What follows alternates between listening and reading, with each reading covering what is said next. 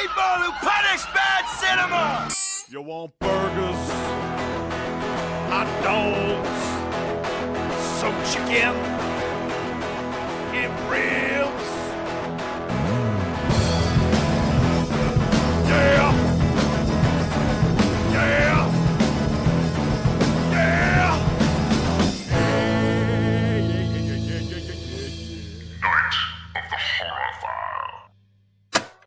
I don't know. You're just tiny. You're compact. So I feel like a fucking giant. I'm so fat, though. No. See, fat isn't anything to do with it. You're like little, though. Like you're tiny. Like your feet aren't even reaching the floor in your studio chair here. My feet don't reach the floor in most chairs. Yeah, exactly, because you're tiny.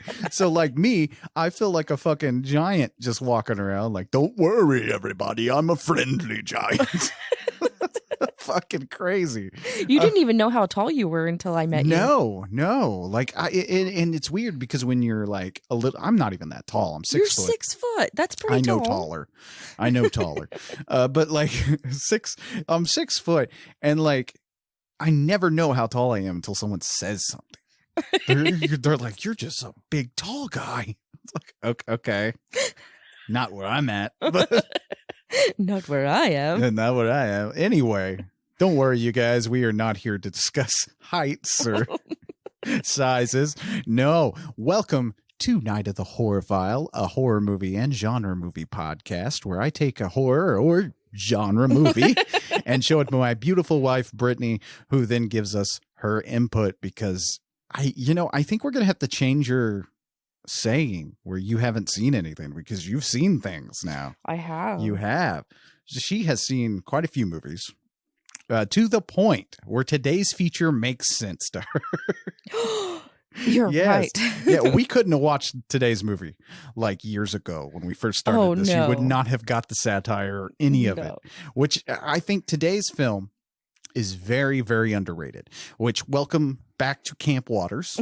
This whole Pride Month, we've been covering a gay icon, John Waters. Each of our episodes have been John Waters films. So if you guys haven't listened to those past episodes yet, you should definitely go back and listen because I've had a great time. I don't know if the listeners have had a great time, but I've had a good time taking a little break. We do this every now and then. We just review some, or not even review. We don't review movies here. We discuss them.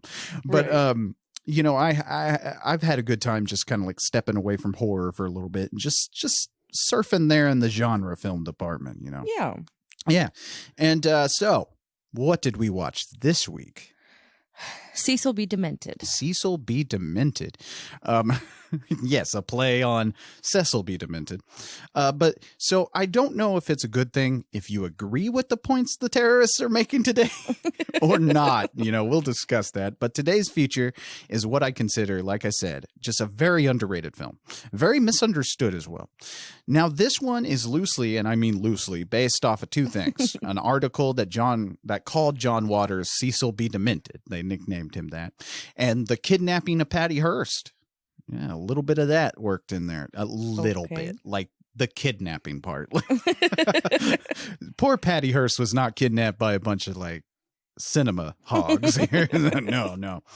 Anyway, the film is a little different from Waters' work that we've covered so far. It's almost angrier in a way, I feel. Okay. It's a fantasy based on John Waters' own frustration with the film market, censors, box office expectation. Plus, it looks at the idea, and this is just as noticeable today, honestly, as it was in the year 2000 when this film was dropped. But it looks at the idea of how the independent film market and mainstream film are kind of identical now. They're one and the same. Big Hollywood has taken like kind of co-opted what indie films started, with the gore and the violence and stuff like that, Yeah. And some would tell you that the indie film world is gone. but definitely the world where Pink Flamingos being groundbreaking and actually getting on the big screen in small areas isn't a reality anymore. In fact, most of your indie movies are having more luck with streaming services like direct-to-video streaming. Kind of like back in the days of direct-to-VHS or direct-to-videotape was the last effort some of those people could get out. Now streaming is your last effort. And it's not hard to get a movie onto Amazon, from what I hear. Oh, really? Yeah. I mean, just go look at Amazon's catalog. There are all sorts of low budget movies. You could have a low budget film party in your own house now. I love it. I love finding these movies, fucking Spork Massacre, and just shit like that. It's just the bottom of the barrel goodness is what I enjoy. But you're easy to please. I really fucking am. That's why I don't review films very often. Like if it's something I really want people to see, I'll talk it up and maybe write a little article on my blog about it, which my blog never gets updated. I am such a lazy writer, you guys. But I'll write about it there, but I don't have a letterbox. I don't even try to become like Rotten Tomatoes certified or anything, because you're just going to hear how good the movie was, and that doesn't help anybody. Today's feature also asks, another question, after Pink Flamingos has gone popular, keep that in mind, after so many co-opting of bad taste by Hollywood pictures, how can you push the envelope? Where is the next uncharted area in an underground film? What do you do? So with that in mind, let's jump into Cecil be Demented. So we're at a theater. And I strangle you. And then I drag you like up above the screen. I don't know how. Don't ask questions. And I throw you. And you fall in front of the movie screen. So you hang me in front of a movie screen? No, I didn't say hang you. I said throw you. Oh, okay. Like an old dummy just flying over the movie screen? Yes. That's a good idea.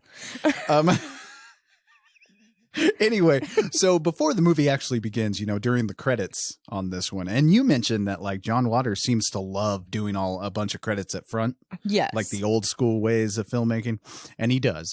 But we see all these shots of all these theaters and stuff, and a lot of those were theaters that John frequented as a child, the Hippodrome. As we find out, is the base of Cecil and the Sprocket Holes later on. That was shut down in the 90s, but brought back as a music venue not long after this venue. Not long after this movie was filmed. Oh, okay. Waters has said that the last time he remembers seeing a movie there, it was Blackenstein. Okay. Yeah. Also, the score here, this theme that starts our film, was composed by Moby, of all people. Wow. Do you know who Moby is? I've heard of Bald Moby. dude. Yeah. Bald dude. Yeah. I mean, I was never really that into Moby. I might know a Moby song if I heard it, but I can't think of one off the top of my head. Yeah, that's fine.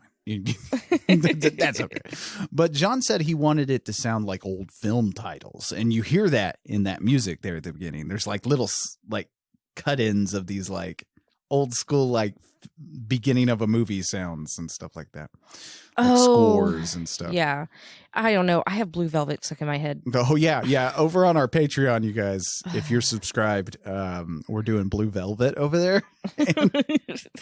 Brit, you're going to be interested in what Brittany thinks about Blue Velvet, because I think what was also infuriating was also watching that with me while I was a little buzzed.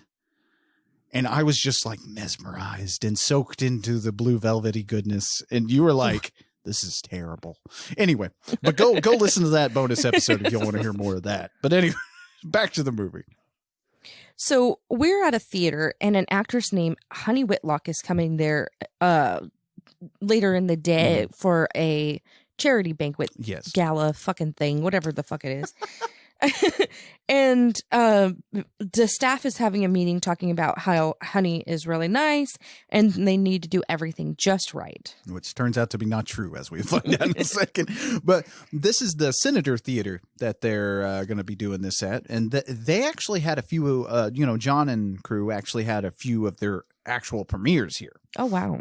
And, of course, most of this film is shot in Baltimore, like all John Waters films.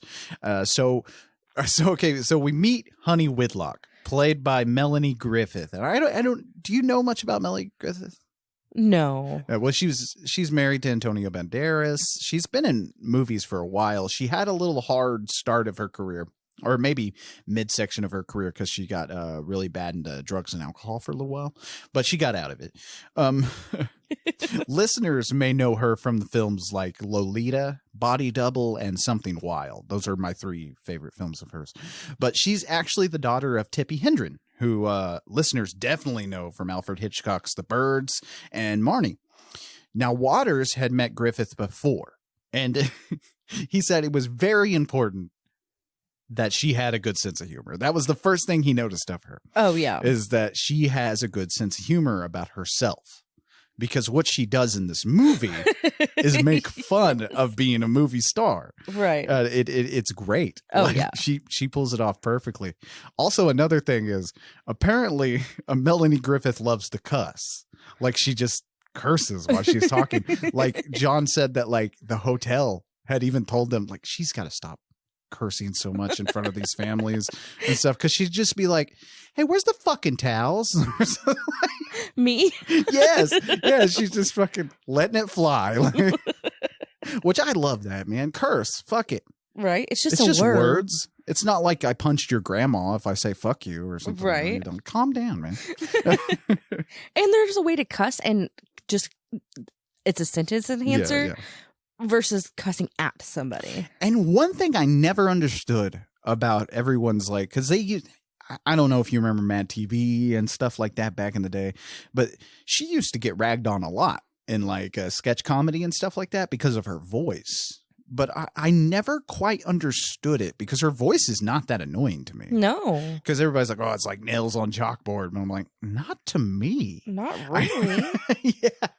It's very weird. It's a joke I've never understood to this day. And I was like, it just sounds like nobody could make fun of Melanie Griffith, so they went for fucking her voice, which... Her voice isn't that different. I mean, it's a little nasally, I guess, but it's no different than fucking... What's her name that I have the hots for as well? Can't even think of her name. Fran Dresser? No. Oh, yeah. I used to watch The Nanny a lot when I was younger, but I can't believe I remembered her name. Fran Dresser's awesome. She's actually very funny, like Fran Dresser. But also, fuck? Why am I not coming up with her name? Bride of Chucky. Oh, yeah. See, you can't even think of it either.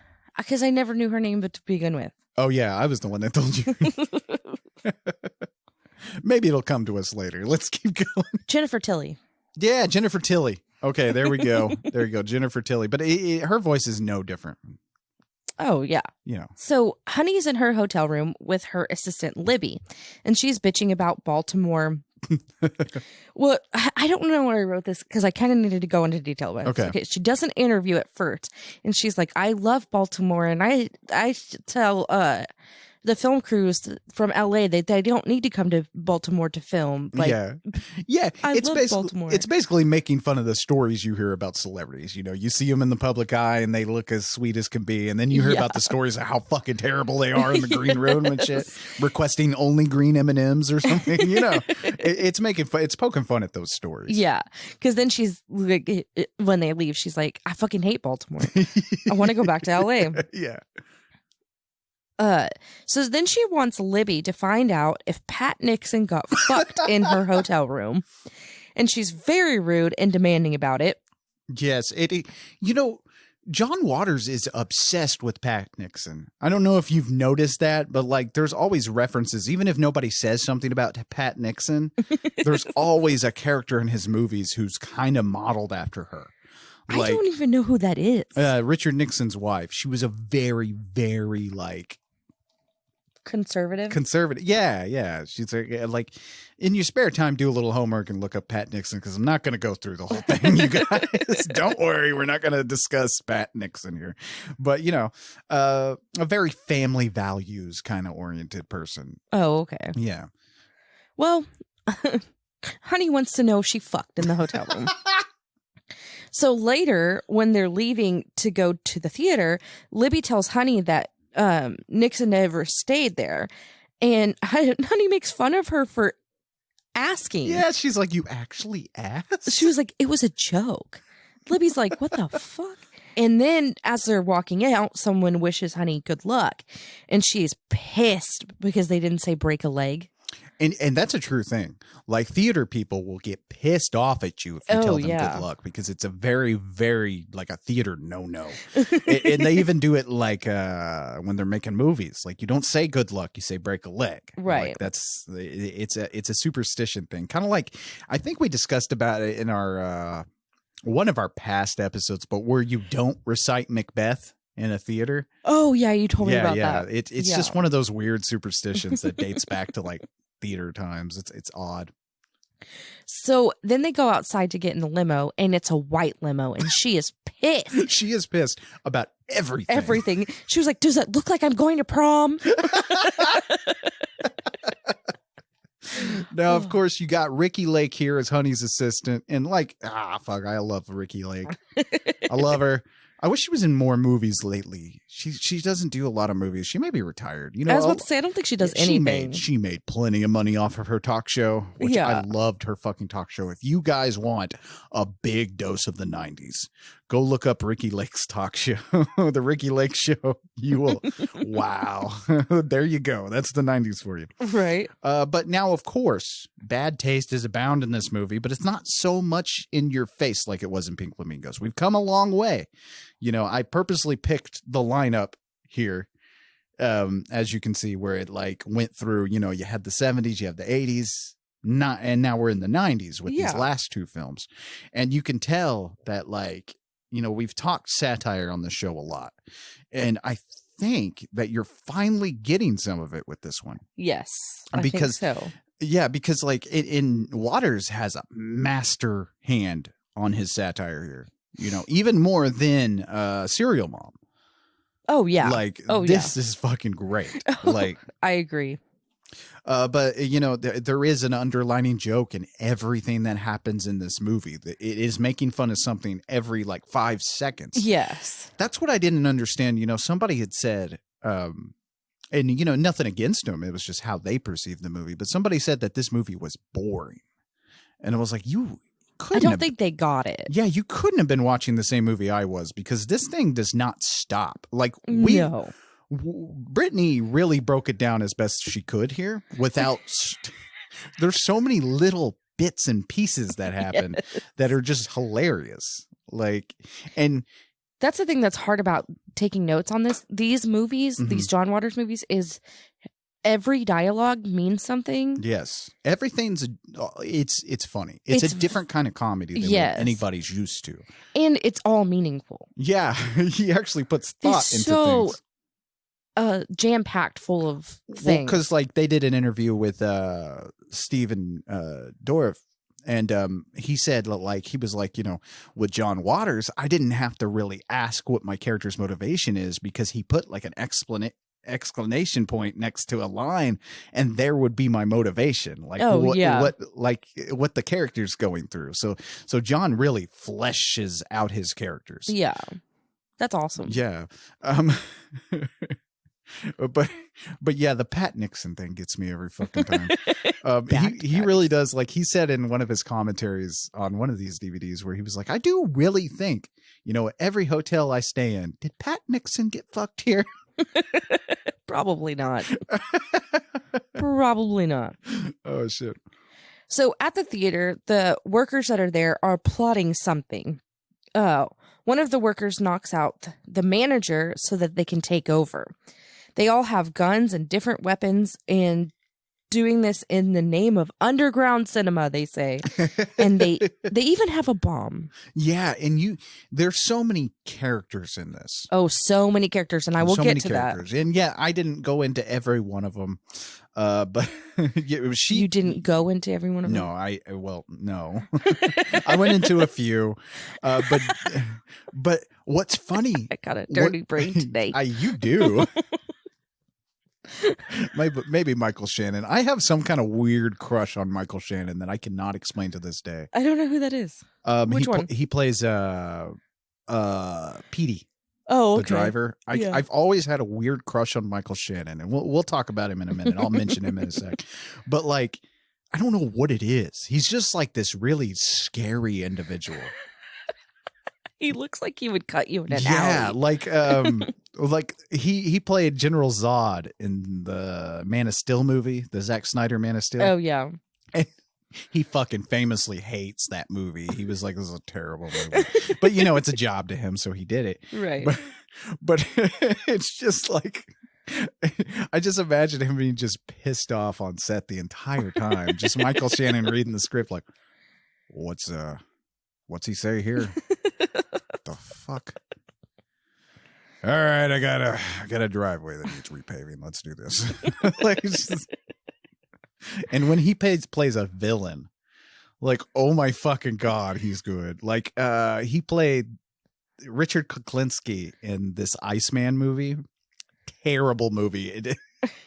The only reason to watch it is for Michael Shannon, but he's fucking scary as shit in that movie. And he kills James Franco, so, you know, win-win. Oh, nice. Am I the only one alive that doesn't like James Franco? Who dat? He's always tooling around with Seth Rogen, who I do like. Yeah. You've seen stuff. Pineapple Express. I've not seen Pineapple Express. Wow, that's a good movie. I do like that. Was he in? I know there's two Francos, right? Yeah, there's I about said Jess Franco. That's the director. That's the Italian director. Yeah, there's Dave Franco too. He's in Neighbors with Seth Rogen. Yeah. I like that one. Yeah, he's cool. And it's not even like he's in movies that I find him funny in. It's just I don't care for him. Like I've never been like, oh, the new James Franco movie's coming. I don't know. I've just never been. Everybody's gaga about him. Although I think he did like fucking solicit young girls or something. I think there's some kind of like salacious headlines going on. I know who this is. Yeah, I don't know what that's about. I like the little one. Yeah, I like the little one. He was in that movie. Dave Franco was in that movie that I like. Now You See Me.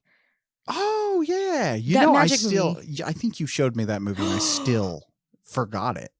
It's another one of those movies that I just forget each time. Oh my God, it's such a good movie. I want to see the second one. They have a second one about that? Yes. Movie? Huh. Maybe we'll have like a back-to-back night or something. But anyway. This is not the movie you guys came for. They're like, I thought we were talking about Cecil B. Demented. So finally they start this charity thing that they're there for. And it's for the Baltimore Heart Fund. And they have a little kid on stage in a wheelchair and on oxygen. And he had just recently had heart surgery. And he is the complete brat. And he's like yelling at this woman. Like, he's like, I don't want to be here. It's so fucking funny. It is hilarious. Because like it really does, like what's funny about it to me is like it's something you're thinking while you're watching these kind of like fundraisers like the Jerry Lewis Telethon where they wheel out the sick kids and you're like, I wonder which one of them is like, what the fuck? All of them. What the fuck am I doing here? I don't want to fucking I'm so fucking tired. I want to go back.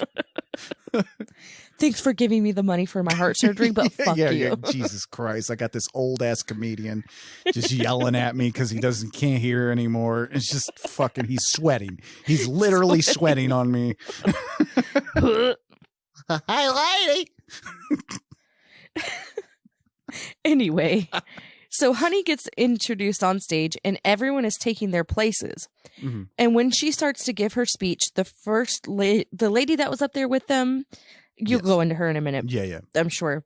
For some reason, she turns down the kid's oxygen. To keep him quiet, because like it'll tire him out. Oh, yeah, that makes sense. It down to shut him up. Okay.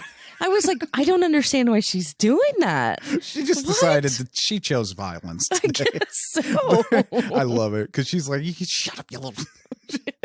But and who else could do that but Mink Stole?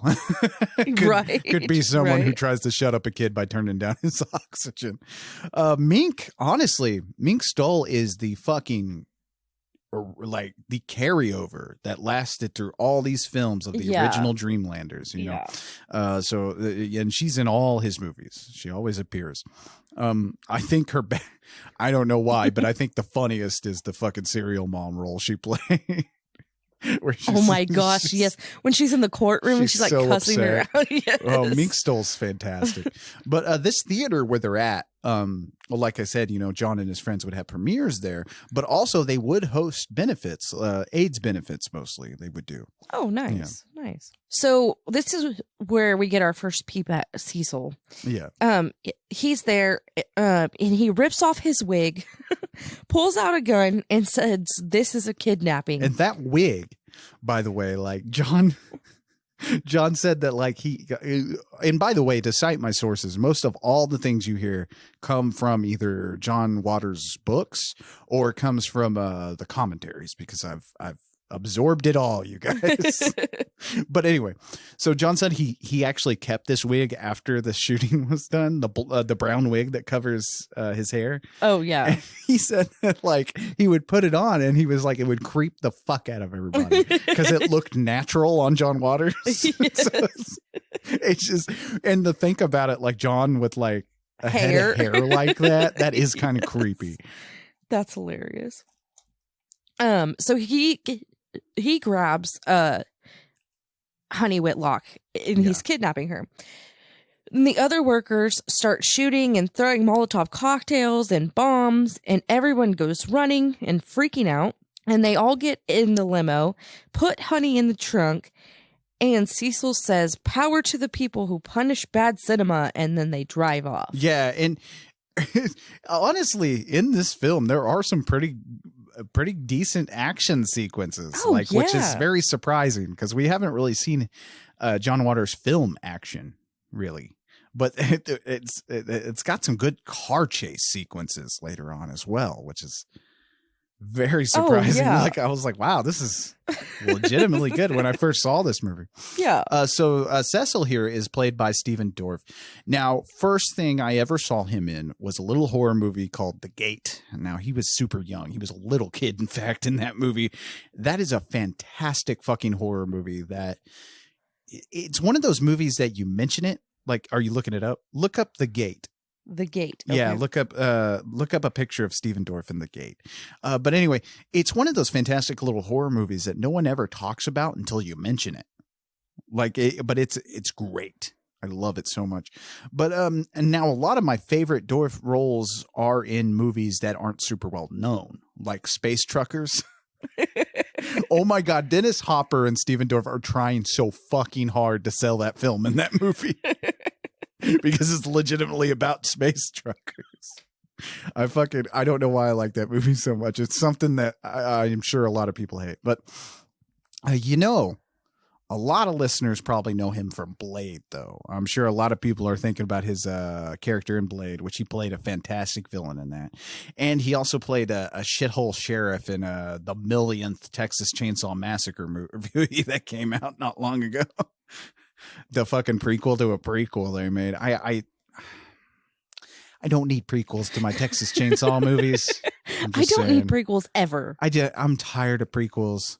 Like they were like, oh, they're making another Pet Sematary movie. I was like, cool. Are they like remaking Pet Sematary 2? Is that the route they're going or something? And it's like, no, they're making a prequel. They're going to have a young Judd. And I was like, oh, fucking great. Now I get to see some young dude doing that accent. That sounds fantastic. That just sounds like so much fucking fun. I don't need the prequel to Pet Sematary. No. How about do the movie right and then we know when we wouldn't have to have a prequel. Anyway, I don't know if I've ever mentioned it on the show. I didn't hate it, but I very much dislike that remake. Over time, it's lost its appeal on me. When I saw it in theaters, it was good. Wait, you don't like a movie? Yes. We need to do a month long of movies I don't like because they do exist, people. They do exist. I can give you positives of those. That's why I'm not a movie critic though. Because like even the Conjuring movie I didn't care for, the new one that came out, but I'll give you all the positives. And it'll still sound like I enjoyed the movie. Right. So just no fucking point. But anyway, but I love him as Cecil in this movie. He does a fucking-tastic job here. Is it Cecil or Cecil? It's Cecil. I'm saying Cecil. I don't know. Because some people in the movie, even him, he goes back and forth from Cecil to Cecil. I think you could say it either way. I've always said Cecil because of Cecil B. DeMille, but that's me. I don't, you can say Cecil. That's why I wasn't correcting you. Like, it's I know. Not a big deal. It's just annoying to me. What do I need to say? Nothing. Just nothing. That dude with the hair. That dude with the hair. He has great hair in this movie. Yes. He's always had good hair. And he never fucking ages. Steven Dorff does not age. I'm very convinced that he is his character in Blade. He's a vampire, but that's just me. But no, he's great here as our Andy Warhol loving film terrorist. He plays this character straight. Like, that's the thing. Now, Melanie Griffith is more the straight man of the movie. Everything happens to her here. But Cecil is like, he's hilarious, but at the same time, like, Steven Dorff is playing him with, like, no sense of humor. Oh, yeah. Yeah, it just comes across as hilarious. I don't know why he does it. He does a great fucking job. Does a great job. He takes himself very seriously. Yes. Now, okay, right after they film this scene, where they're terrorizing this fucking theater.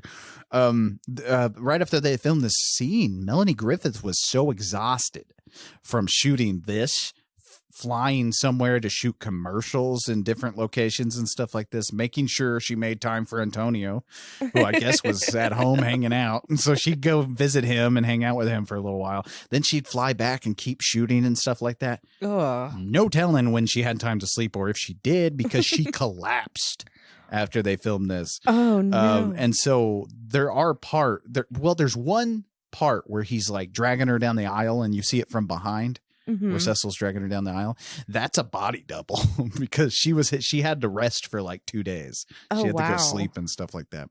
Yes, let her fucking sleep, Right. people. So the crew has Honey tied up and they start introducing themselves to her. Cecil says he's the director. Cherish is a porn star and outlaw cinema girl. Lyle is the leading man. And then Cecil says that they all took a vow of celibacy until they finish the movie, and they're all horned up. Yes, I will talk about it more. Extremely horny. Yes. Then there's Pam, the director of photography. Chardonnay does sound. Lewis is the art director. Fidget does costumes. Raven is the Satanist makeup artist. Rodney is hair. Petey is the driver, and Dinah is the producer. And Dinah is because I've always said, John always screws around with gender roles and stuff in his movies, and Dinah is like very androgynous. And in real life, the actress was as well. Oh, really? Like, she was very upset because there is one part of the movie where they have her wear a skirt at one point, and she was upset about that. She was like, I'm not wearing a skirt, but she did it anyway for the movie. Oh, but wow. that facial hair you see her have throughout the entire movie, it changes. Yes. By the way, it changes so much. And I love how certain times she'll have this makeup on that makes her look more like a man, and then other times she looks like a woman. And it's just fucking fantastic. But that facial hair was legitimately hers. She could actually grow that. Oh, wow. It was really cool, yeah. That's awesome. So here we have a who's who of fucking actors, including Maggie Gyllenhaal. Yeah. Who you know from The Dark Knight. And I know from like a shit. What do you know her from? Oh, never mind. I was assuming The Dark Knight. Was it not?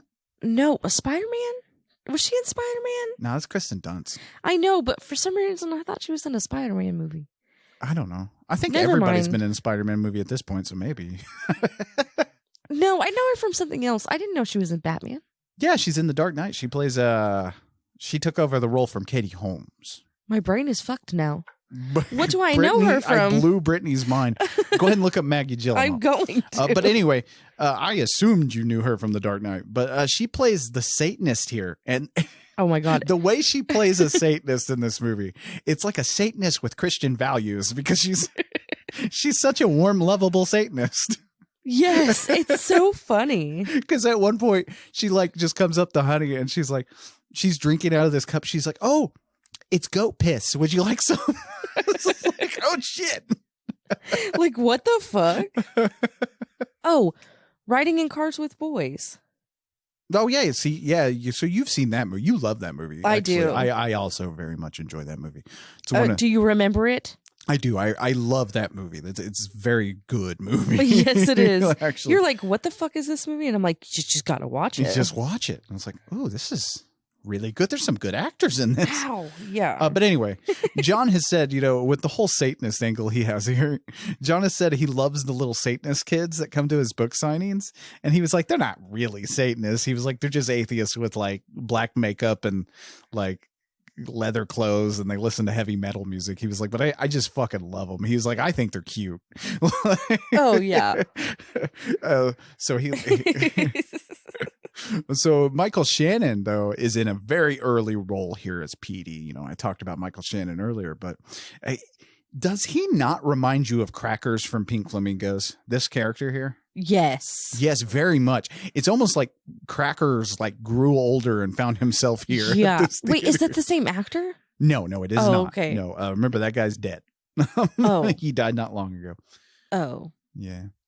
Okay, anyway, sorry. The actor who played Crackers, which go back and listen to our Pink Flamingo episode to learn more about him, but he actually retired from acting long ago after Crackers. Oh, yeah. I remember you telling me that. Yeah. Yes, because he went off grid. Yeah, you told me. But no, told the listener. But this character reminds me of Crackers so fucking much. It's not even funny. Yes, now that you say that. Yeah.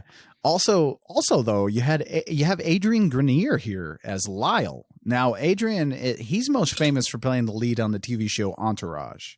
The show Marky Mark made, about which Mark Wahlberg hates being called Marky Mark anymore. Does he? He fucking hates it. But hey, what's up, bro? But Mark Wahlberg based that whole show on himself, and Adrian Grenier plays the Mark Wahlberg surrogate in that movie. Oh, that's funny. Yeah. Or in that show, I've never caught a lick of it, you guys. So I'm not, I can't tell you if it's good or not. I don't know either. It seems too bro-y for me, kind of like Mark Wahlberg. I don't know if you ever noticed. He looks really good in underwear. I love Mark Wahlberg movies because he delivers that dumb action we don't get anymore. Yes. You know? I love him because he's hot. I mean, he is very hot. Have you seen the Calvin Klein? He's very hot. I have. Ads? Yes. Mark Wahlberg is a very hot individual, but he himself is a little bro-y for me. Yeah. So I'm not like the hugest fan ever. But anyway, before this movie, though, Lyle had done a movie called The Adventures of Sebastian Cole. It's something I really wanted to plug here because it's a great coming of age dramedy. And I think you guys should all go check that out if you haven't seen it. That sounds like something I would like. It's very good. It's about, I think he plays a kid named Sebastian who is dealing with his father, and in a positive light. It's a comedy too. Right. But he's dealing with his father, all of a sudden announces he's trans. Like he's turning into a woman. So yeah. So it's actually a very, very good movie. I want to watch that. Yeah. But he wanted to do a John Waters movie here because he was like, I kind of wanted to get a little bit more edgy street cred to my portfolio here. Now here, as our characters are introducing themselves, we also get to see that they have on each of them tattoos of their favorite directors. And I don't know why I love this so much.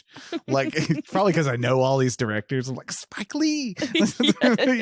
Yeah. You got Herschel Gordon Lewis, Spike Lee, William Castle, David Lynch, Fassbender, who I fucking miss Fassbender, by the way. Like, goddamn. But anyway. Among others, John wanted to throw in directors he loved and that were famous for being directors. Oh, that's nice. Yeah. But did you recognize any of these? Like David directors? Lynch. David Lynch, obviously, because we're doing a whole podcast on him. David Lynch. What's really funny is we're going to next month, we're going to get to check out a William Castle movie. It'll be our first William Castle film on this show. So that'll be fun. But anyway, I love the lair they have here in the Hippodrome. Yes. This is amazing. Waters was going for almost a Disney Batcave meets the Lost Boys vibe of this fucking thing. It's fucking great. It is great. And I don't know. You almost kind of want to live here. I do. Like, okay, good, because like that's the feeling I was getting. And I want Cecil's bed. Right? The little, because it's on a dolly, a director's dolly. Like, is that what it is? A lift, a cherry picker, I think is what it's called in lingo, but right. And he can like raise it up and down and shit. It's fucking great. It's almost like a nest looking thing. Yes, it looks awesome. But yeah, I think it would be awesome to live in an abandoned theater, man. I feel like that's where I'm gonna go, like towards the end of my life. And like, if you guys listen and shooting the shit, like just combine that with the fact that I'm going to look and sound like an older Orson Welles and I'll be living in an abandoned theater. Oh, they don't know the Orson Welles joke. No, you guys got to go subscribe to our Patreon for that one. That was a funny fucking episode, man. So we can buy an abandoned theater and just live there? Hey, my plan is, and I don't know if this will come to fruition, but I would love to get a theater, start up a grindhouse theater, and live above it. Okay. Like live in this theater. It'd be so much fun. And just showing movies and just living there. You're just watching your favorite movies. Yeah, just like, just fuck it. We're watching movies. But anyway, and by the way, here's something else I haven't really touched on yet, but the costumes in this movie they're crazy, and I love them. Yeah, and this is Van Smith again returning to do costuming. Okay. You know, like I've said, he's done all the costumes from Pink Flamingos to here. And these things are on overdrive here. Like you have mismatched fabric and colors and sleeves where there shouldn't be sleeves. Like at one point, Honey is wearing this jacket thing that has sleeves, but it also has sleeves coming out of the backside. Like her ass has sleeves. It's wild. It's great. I love it. Yeah, it adds to the whimsical part of this movie. Yeah. And I think that's why, like, now normally, you know, you hear about movies like this coming out where like people are being terrorists, basically. Right. But, you know, people have moral conniption fits about these kind of movies. But this one, I think because it's so whimsical, it's so funny, and it's light, that like it somehow none of this is morally it doesn't feel bad. Right. Like, it's a good time. And I don't think I think it's John Waters is the only person who could make you feel cool about murdering innocent people. And when you say that, and I've seen this movie now, okay, obviously I've seen it. I was like, there's no Yeah, people are dying left and right in this fucking thing. But he was like, there's no murder here. It's a good time. I was having a good time. But there has been a body count in every John Waters film this month. And that's the thing. I don't know what it is. Like I said, the magic of John Waters.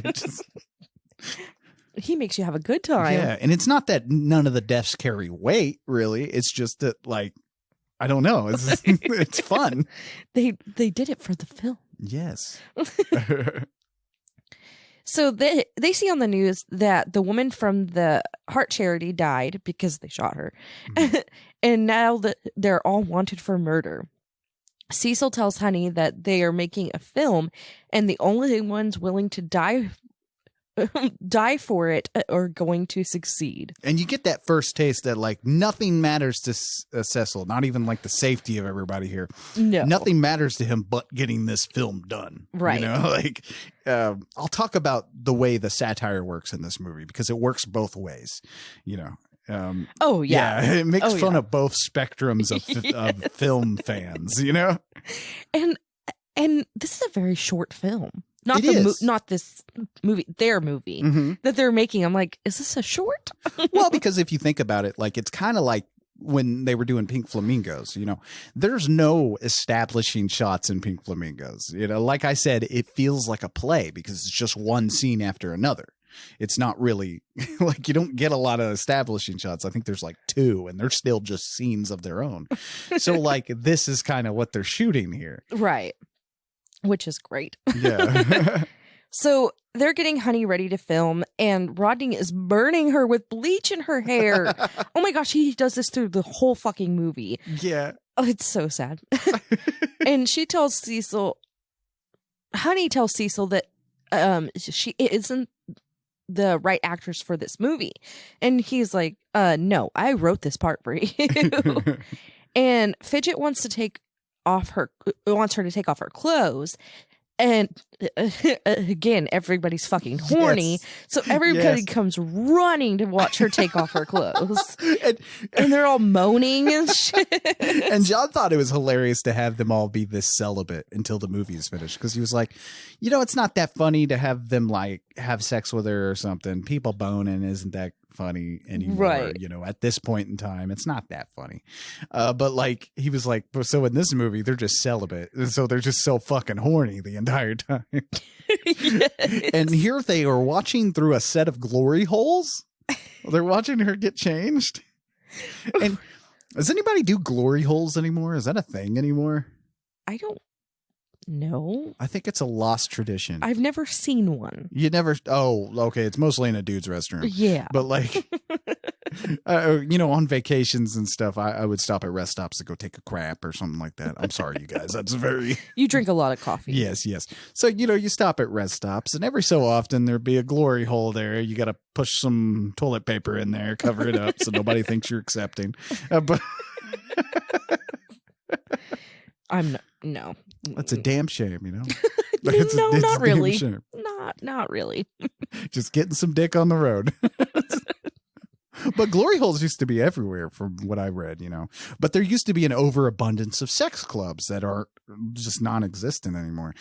It's weird how America has gone prude. Yeah, it seems like we're less sexually free now than we were back then, which is really weird. It is really weird. Yeah, because we're more violence oriented. Yes. Yeah. Because we're not letting people have sex. Exactly. I'm just saying, if there was more glory holes, maybe there'd be less mass shootings. It's probably true. It probably is. Like if you could just walk into the restroom today and get your dick sucked. Maybe less mass shootings. Exactly. It's like, I'm going to put a bullet in my boss's head. I'm going up there to shoot everybody. And then you just fucking, there's a glory hole here. Just walk I'm out. happy now. Well, you know what? He's just doing his job. It's okay. It'll be okay. It'll be fine. So there you go. If I become president, more glory holes. A glory hole in every bathroom. Oh my God. Do not run for president. I'd probably win. I mean, judging by 2016's outcome, I'd probably fucking win. And then you'd get shot. Oh, yeah, I'd get assassinated by some pearl clutcher somewhere. Yes. Down with glory holes. And they're shooting you through their glory holes.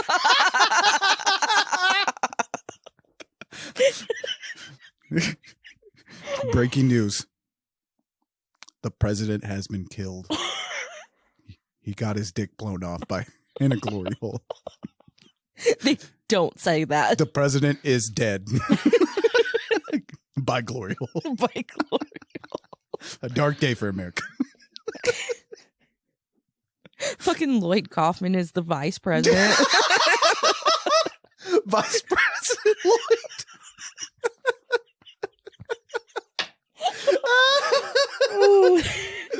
Oh, we'd probably make America great again.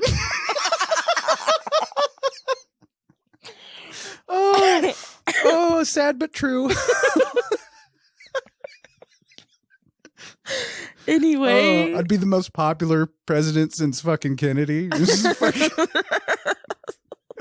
For generations after that, you know who's a good president? That Lee. Let Lee get. There was a time when there were glory holes in every restroom. And if you go to a small town, you'll still find them there. Still there to this day. You know. With the sticker, like a bumper sticker on top that says Evans. Just Evans. The conspiracy theory after my fucking assassination. There was a second shooter in the glory hole. But when you say shooter, I think of shooting. But exactly. Oh, I got you. All right. I'm sorry. Anyway. Back to the movie. Oh, shit. So they're going to start filming, and Cecil says that Honey is playing a theater owner that starts a revolution to stop mainstream cinema. Mm-hmm. She says she isn't motivated to do this. So he tasers her. Yeah, he is tasering everybody through this entire movie. So she's like, oh, okay, I'll do it. And what's really funny is at one point these two people are operating a camera, and it's later in the movie, but like he tasers one of them, and then the other dude's just watching while his friend gets tasered. Doesn't do anything. And then he's like, what? And he gets tasered. Right. So they start, and Honey, it's not really acting like she's just reading off the piece of paper, and everyone starts hurting themselves. Yeah, like Petey's putting a gun in his throat, and fucking what's his name shoots himself with a staple gun. Stapling his fucking shoulder. Like, what the fuck? Oh fuck. And so she finally decides to act right. Cecil then starts talking about his vision, and it's going to be an ultimate reality for the rest of the film. Yeah. And it's going to be shot in real time with real people and real terror. You know, it's so okay. Where can you go if your goal is to shock people nowadays with your movies? Can you make a shock movie these days? I don't think it's possible. We've seen everything. Like I said, even Hollywood has co-opted the stuff that used to shock us. You know, like Mir Zarkai's I Spit on Your Grave. Not as shocking anymore compared to like fucking, I mean, they released that remake of Last House on the Left with the 9-minute rape scene. You know, oh, I don't know. I mean, arguably the rape scene in the remake of I Spit on Your Grave is more brutal than the original. Like it's right. It's very disturbing. So like big Hollywood has co-opted those kind of things, you know? So it's not the first time we've seen a rape scene in a movie compared to back then. So you can't do rape. Gore is everywhere now. Like you have gore in most of your big mainstream movies. Right. Not so much your Marvel movies, but you know what I mean? You have gore now. So like, where can you go? Right. You know? And like, you'd have to do a movie like this. You would. This is, I think, what's really funny, and it's what's really fucked up is like this is the last. Like, and it's funny that this is in the year 2000 is when he did this, right? Because he kind of predicted how depleted, like we would become now. Because I mean, what do you have? Like just sequel after sequel coming out, and like. I mean, the movie I'm so excited for is the new Halloween Kills, and it's a sequel. Like, right. Like, there's really no originality much anymore. Right. But you know, and even if you wanted to go with like scatological humor, like shit, like people shitting, the Jackass films, those make millions of fucking dollars, billions. And they have people throwing up and shitting themselves through that entire fucking thing. Yes. Like, so this is it. Right. Right. This is what would shock people. And then people would die. Yeah. Nobody needs to literally die for art. First of all, if you're listening to us right now, I don't want a Catcher in the Rye situation. Okay, says the man that wants to be shot out of a cannon. That's different. That's after I'm dead. Oh. Yeah. Just shoot me out of a cannon. Like after you're dead. Yeah, after I'm dead. I thought that's how you wanted to die. No. I mean, I do kind of want to die in a ridiculous fucking way. Like I kind of want to just die in my sleep, but I also kind of want to die in insanity. Just a Looney Tunes sketch. Just like catch yourself on fire and go off of a building in a wheelchair. Man gets anvil dropped on. A man gets anvil dropped on head by fucking Roadrunner. You know what I just realized? What? I can't kill you. How's that? Because there's so much fucking evidence right there on that fucking computer and on the internet. Yeah, there's a legitimate bit we play every week. And if you died in a murderous way, I'm going to prison. All they have to do is pull this shit, and they'll be like, "Yeah, we're in the fucking courtroom." And they're like playing these. And on October, wait, January, February, March, April, for 6 years. Why am I looking at my hand like a watch? Yeah. She's I'm like, wait, she's what? looking at her fucking wrist like she has a watch on. But yeah, so this was my master plan the whole time, to create evidence. That's why we started this podcast. That's why. You're trying to legally torture me. That's what this is. Legally torture. That's what this is. It's not a divorce. I'm not legally torturing anybody. Divorce isn't torture. Divorce is heaven. Oh, your divorce was heaven. Anyway, it's not what we're here to talk about. So they all leave in a van and they're going to go to their next shoot. Petey asks Honey if she ever fucked Mel Gibson. I love how obsessed he is with this during the scene. Then Honey tells Cecil to just give up and that it's not too late. She says she'll get him a job as a production assistant on a real movie. Then Petey is pissed because no one's answering him and he wants to know about the dick and balls. Yeah, he's like, tell me about Mel Gibson's dick and balls. That line gets me. Now the music in this thing is great. Oh, like okay, maybe Brittany didn't catch on to the music here, but John Waters wanted to go for stuff that would make your parents nervous. So there's like a lot of punk and there's a lot of rap in this. The 3 rap songs in this film are all performed by Baltimore rappers, people in the Baltimore area. Because his problem was he wrote a lot of this. Like he wrote the rhymes and stuff, which cracks me up that because there is a song later on, no budget.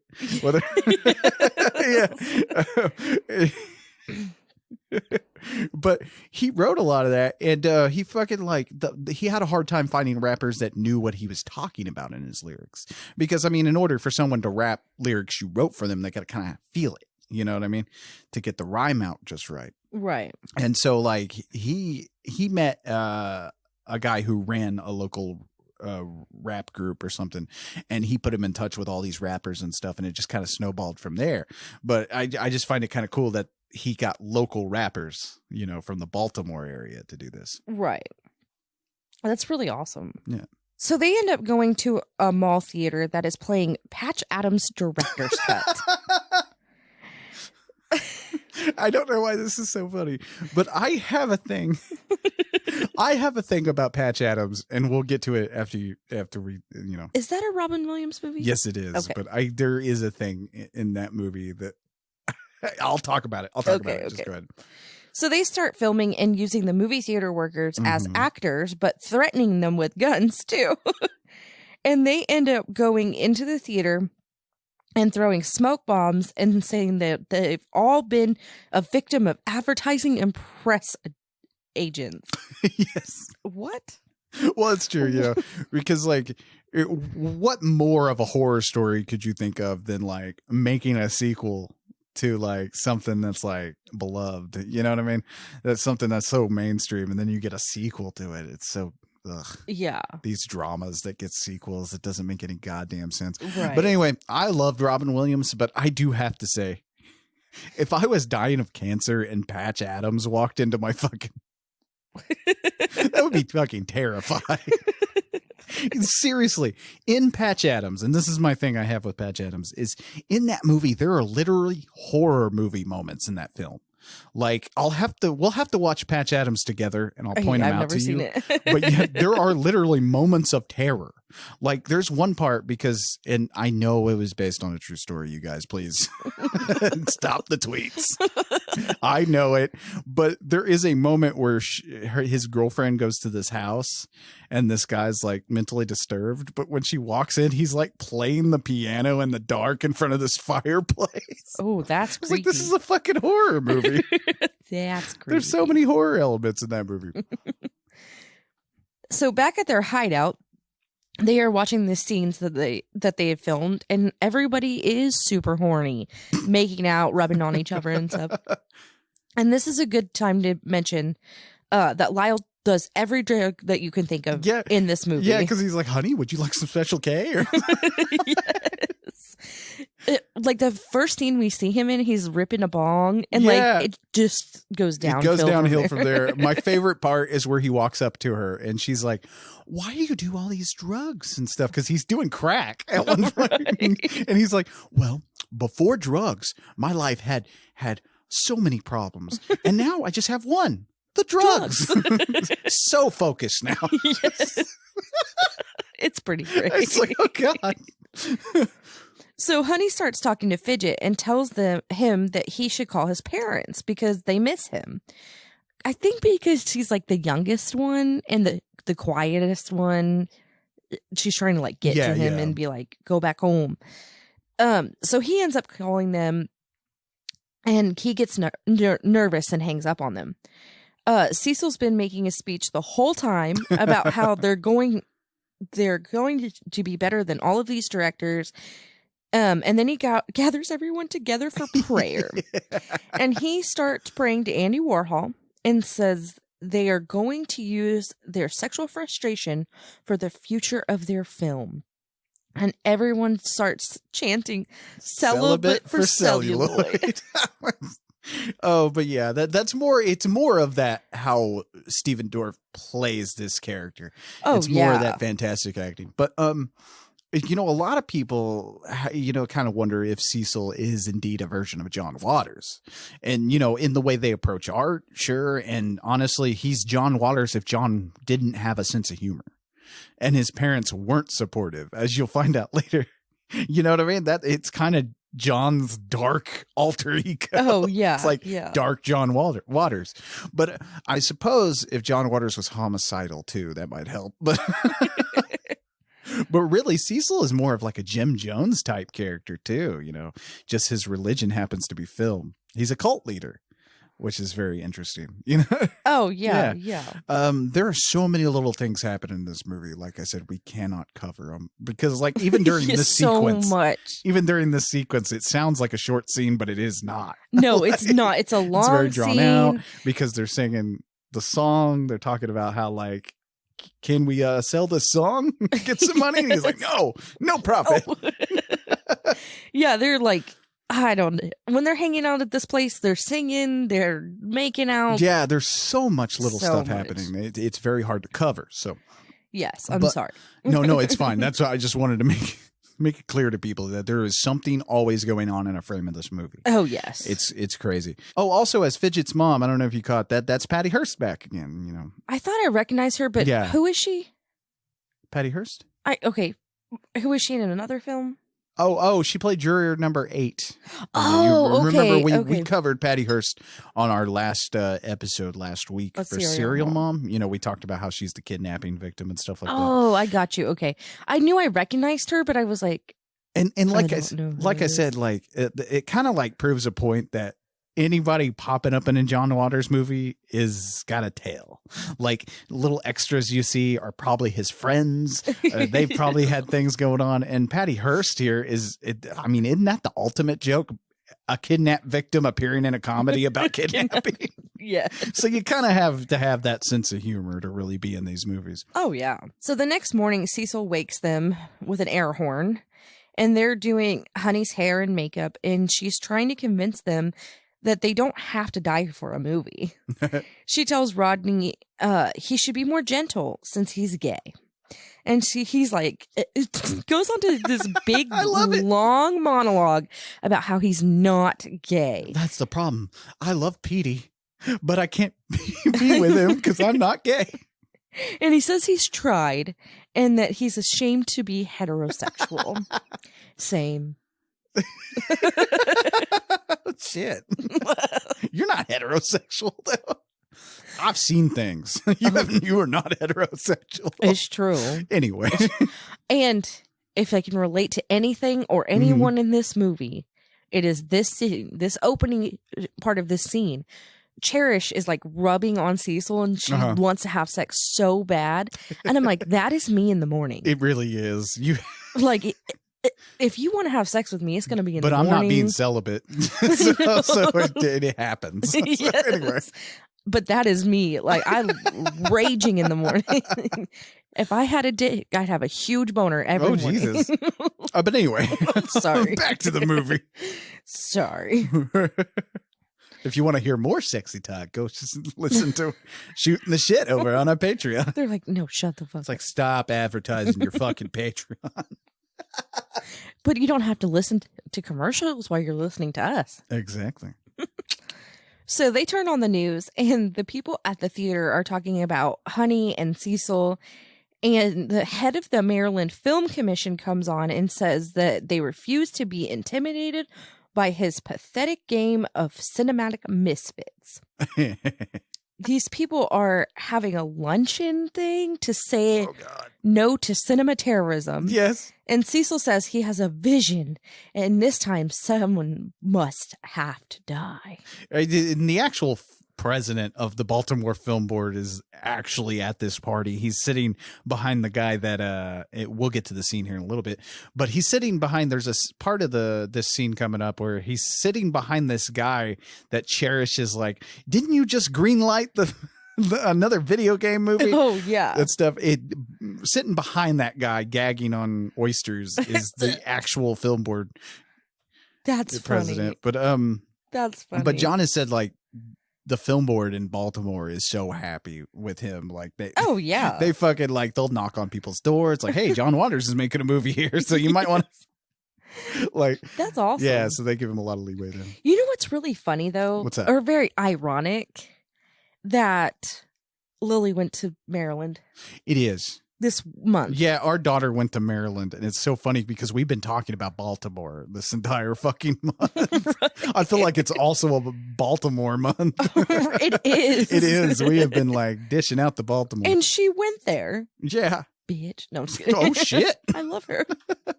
I miss her. She's been gone for 2 weeks. I know. She's been gone too long. We don't have our teenager moping around. Oh, sometimes you got to have a teenager moping around. You got to have that. It's like to hit reality of like how old ornament. You are. You just got it. You miss it when it's gone. Anyway, so they leave in the van again, and on the way to the lunch thing, Honey tells Cherish that this is America and people make bad movies if they want to. And Cherish thinks that Honey thinks, oh, this is very confusing. Cherish thinks that Honey thinks that Cherish. Wait, no. I confused myself. Brittany done confused yourself. Cherish says, you think you're better than me because I do porn and you do real movies? That is a better way to say it. Yes, that is better. Just say the line. Yes. So then she goes into a story of why she does porn. And it's because her whole family fucked her under a Christmas tree. And the only reason why I mention this is because this is like a 5-minute long fucking story. Fucking going about this fucking, her whole family fucking something about jingle balls and shit. She was like, my dad fucked me while he opened his Christmas presents. I'm like, what the fuck? This is an awful story, but the magic of John Waters, I'm laughing. I'm laughing here. And honestly, after 3 John Waters movies, this didn't faze you at all. Like this little story, I noticed you were just giggling. Like I was like, God, she's indoctrinated.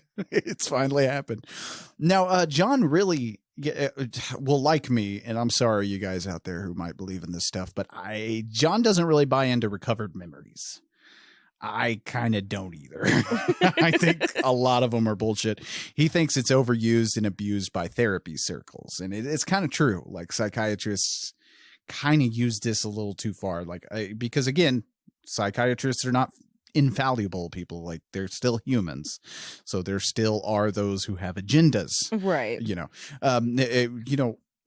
Really, I really think he has a point, because several cases during the Santana era.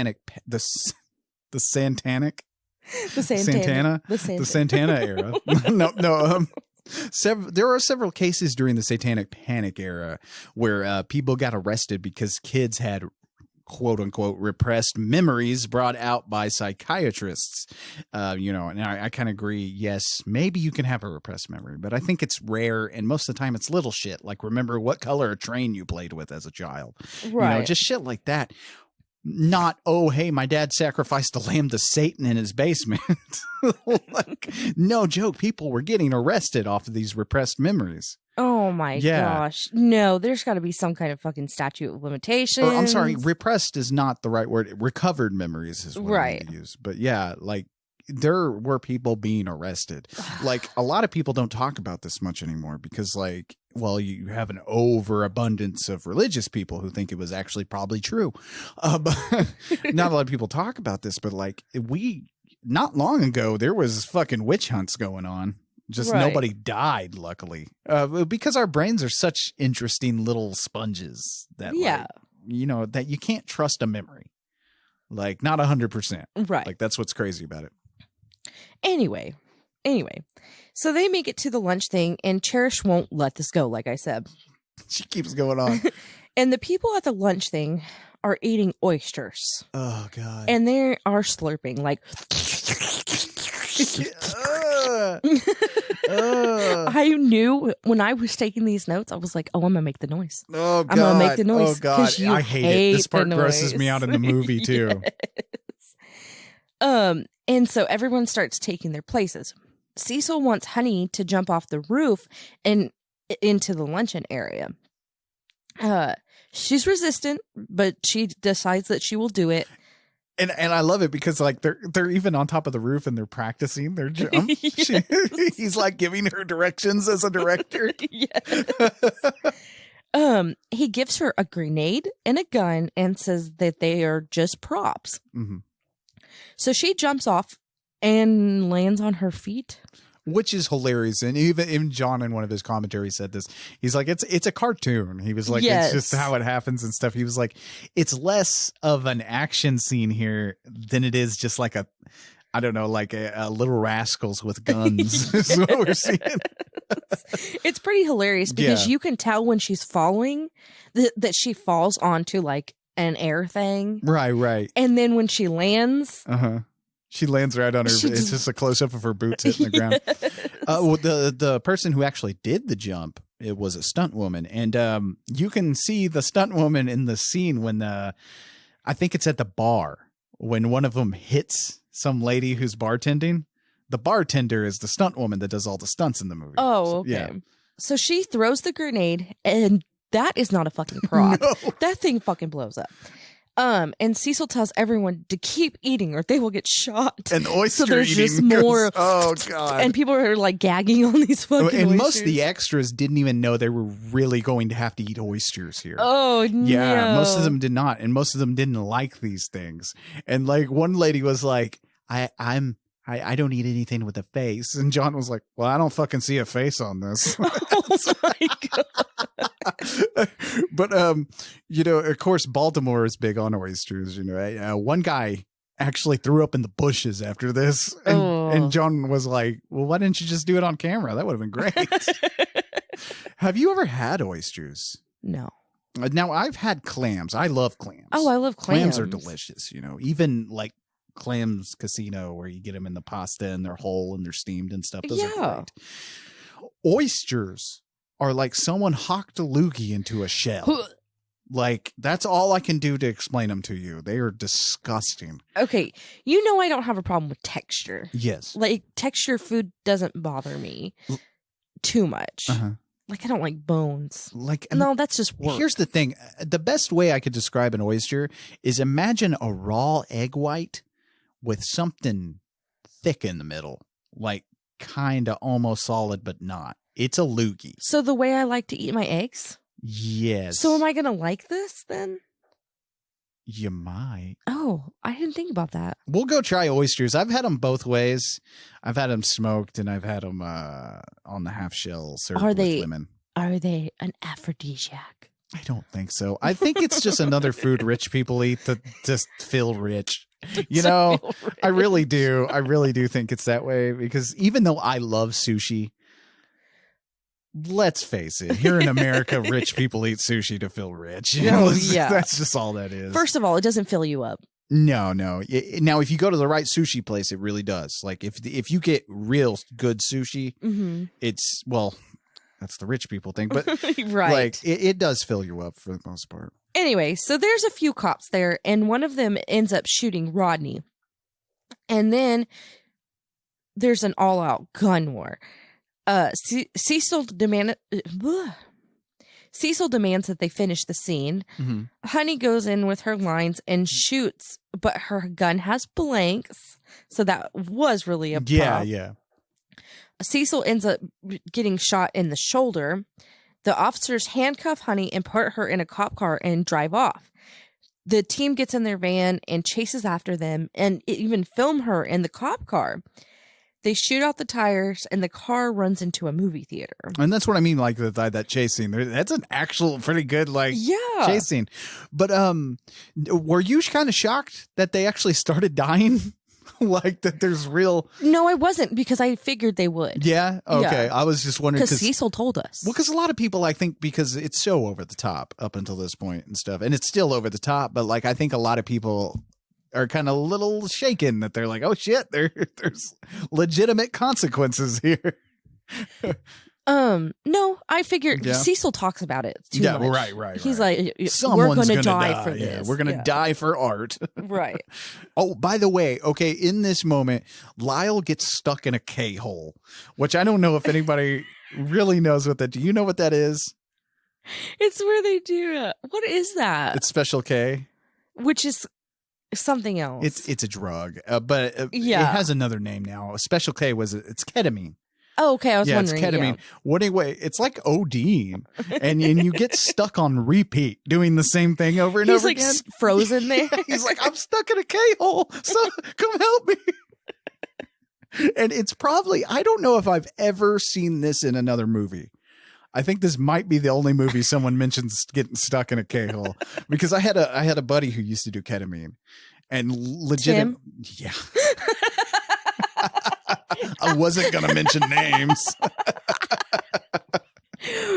Oh my god! You guys have to request our wedding picture. Oh, I will post it. I will post our wedding. It's the only picture you would think that would be our wedding. It's knowing us. We have like 5 pictures from our wedding, and this is my favorite one. It fucking just explains our relationship so perfectly. But yeah, Tim is in the picture because he officiated. But no, he literally had this happen. I remember he got stuck in a He didn't tell us what it was. You can't obviously do that, but you're just stuck repeating yourself. Like, oh no. Oh no, that's terrible. Yeah. I wasn't going to name any names, but I fucking knew. You're like, oh, yeah, that guy. You said someone did drugs, Tim. He doesn't do it anymore. He got all that out of his system. Mm-hmm. Maybe. I don't know. He's a professional musician. I was like, he's a professional musician. He's so he one can of the do coolest guys I know. Yeah, pretty much. Like, he just looks cool. He's pretty fucking cool. Anyway, they get Honey out of the car, and all the Karens at this theater are making fun of Cecil. Yes. Cecil makes them film these women yelling at them. Yeah. And Honey yells back and says the best line in the whole movie. Family is just another word for censorship. It kind of is, man. I agree. Like, do you know? I saw an ad the other day for something called VidAngel. I'm thinking porn, but it wasn't.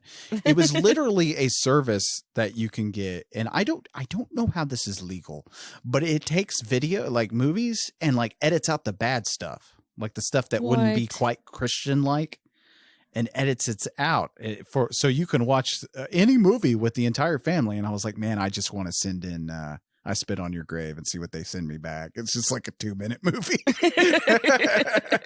But she's just walking in the beginning of the movie. And then it ends. She's in the cabin. It ends because the last scene is where she runs over that dude in the boat. So we would just show her driving a boat smiling. Well, that was interesting. She walked into a cabin. She read a book. And then she went on a boat. That was a great movie. It lasted 30 seconds, Mom.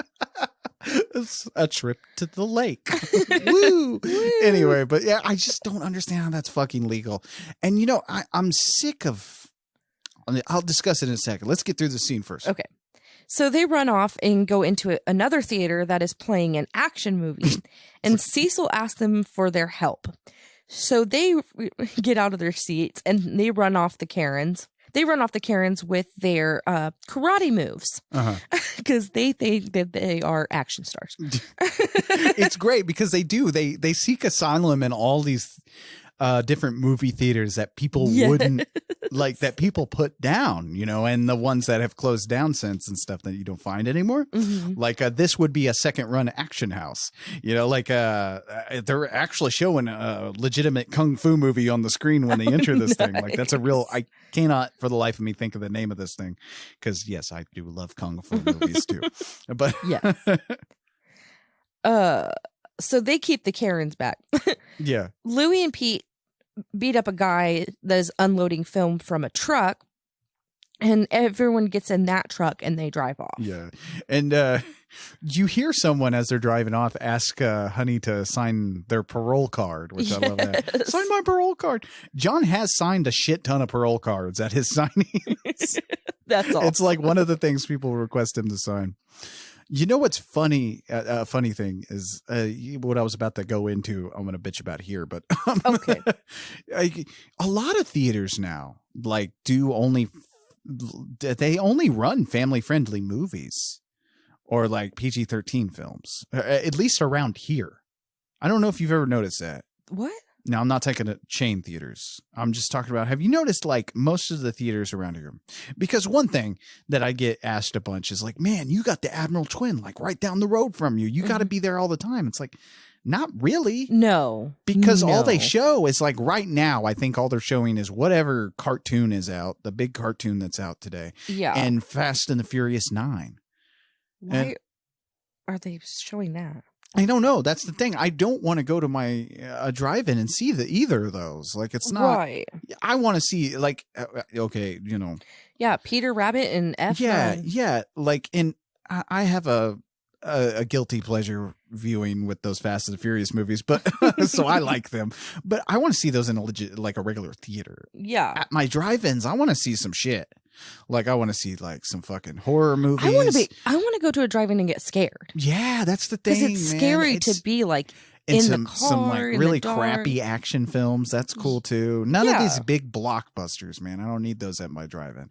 Or family friendly. I don't know. Watching a cartoon on a big drive-in screen is kind of shit. I don't know. And I'm sorry, the kids are going to fucking either fall asleep or they're going to be bored as fuck. And it also, and I'm sorry to sound like an old man here, you guys, but it also ruins the drive-in experience because you have all these kids running around your car and shit like that. So, I mean, you're not going to make out. Like, nobody wants, somebody's kid is going to see you fucking your wife or something in the back seat. And then this is going to end up like that movie with the twins. Oh shit! Blood rage. Yes. Fucking. I'm gonna get hatcheted in the face while I'm in you. Oh god, that's terrible. That's terrible. See, I remember these things sometimes. You do. I don't remember the names. I love you. I mean, you do still have like the Circle Cinema that'll show movie like kung fu films and horror and low budget films, some art house stuff. But as I've said before, I'm really considering the grindhouse idea. Just start a grindhouse down here, and I want to bring it back. Nice. Yeah. I might have to employ a bunch of people to wipe up the cum, though. I'm not doing it. That's what I'm saying. We'll have to employ a special person. It's like some days I wipe up the cum. Wait, is it a grindhouse or is it a porn theater? Well, it's a grindhouse, but we're going to be showing some porn. Like okay, here's my idea. It's a grindhouse. 3 screens, right? Adult films. We'll be showing those a lot. Okay. Yeah. The second screen will be showing some action films. Okay. And stuff along that lines. And on certain days, we'll be showing some super low budget stuff, like stuff people have shot in their backyards and shit. They're going to get a theater to put their movie in. Like they're going to get to see their movie on a big screen because I want to bring that joy to people for free. Y'all can do it. I get a cut of the ticket price. Obviously, I got to make some money. But and then the third screen, nothing but horror. Horror all time. Right. So that's the way I want to do it. And think about it. Like, there's no theaters that do that anymore. I mean, the Circle Cinema does do, special showings and horror movies and stuff like that. But ain't nobody around here doing porn, shitty action, and horror movies, and everyone's low budget films that no one else will put in their theaters. Is there going to be popcorn? Yeah, we're going to have popcorn. How much is the popcorn going to cost? Yeah, I'm keeping that at a at a nice price, man. There is no reason why popcorn should be $11, you guys. You know that movie theaters don't make their money off of movie tickets, right? Right. They make it off concession, but not me. Make it off Not the you. ticket. Because you're not just paying for the movie, you're paying for the experience. But how are you going to keep this open? Nostalgia. I'm telling you, this is $1 million idea. Like, how are you going to pay the electric bill? I'll figure it out when we get there. Don't use your logic on my dreams. I'm not trying to crush your dreams. I'm just trying to be realistic. Lee's 42nd Street will be a money-making machine. I'm just blinking at you, okay? We'll have like a wax museum in there too of all the greats, like Dennis Where Hopper. Where are you going to get wax? We'll have fucking Joe Spinell in there. It'll be great. Where are you going to get wax people? Local artists. Do they do wax people? I'm sure someone out there is making people out of hair, man. People do all sorts of art. I knew a girl around here. I don't know her now. I don't know how I knew her at the time, but I had to stay a week with her at her house. But she used to paint with her menstrual blood. Delicious. Yeah. Interesting person. Could never get pregnant.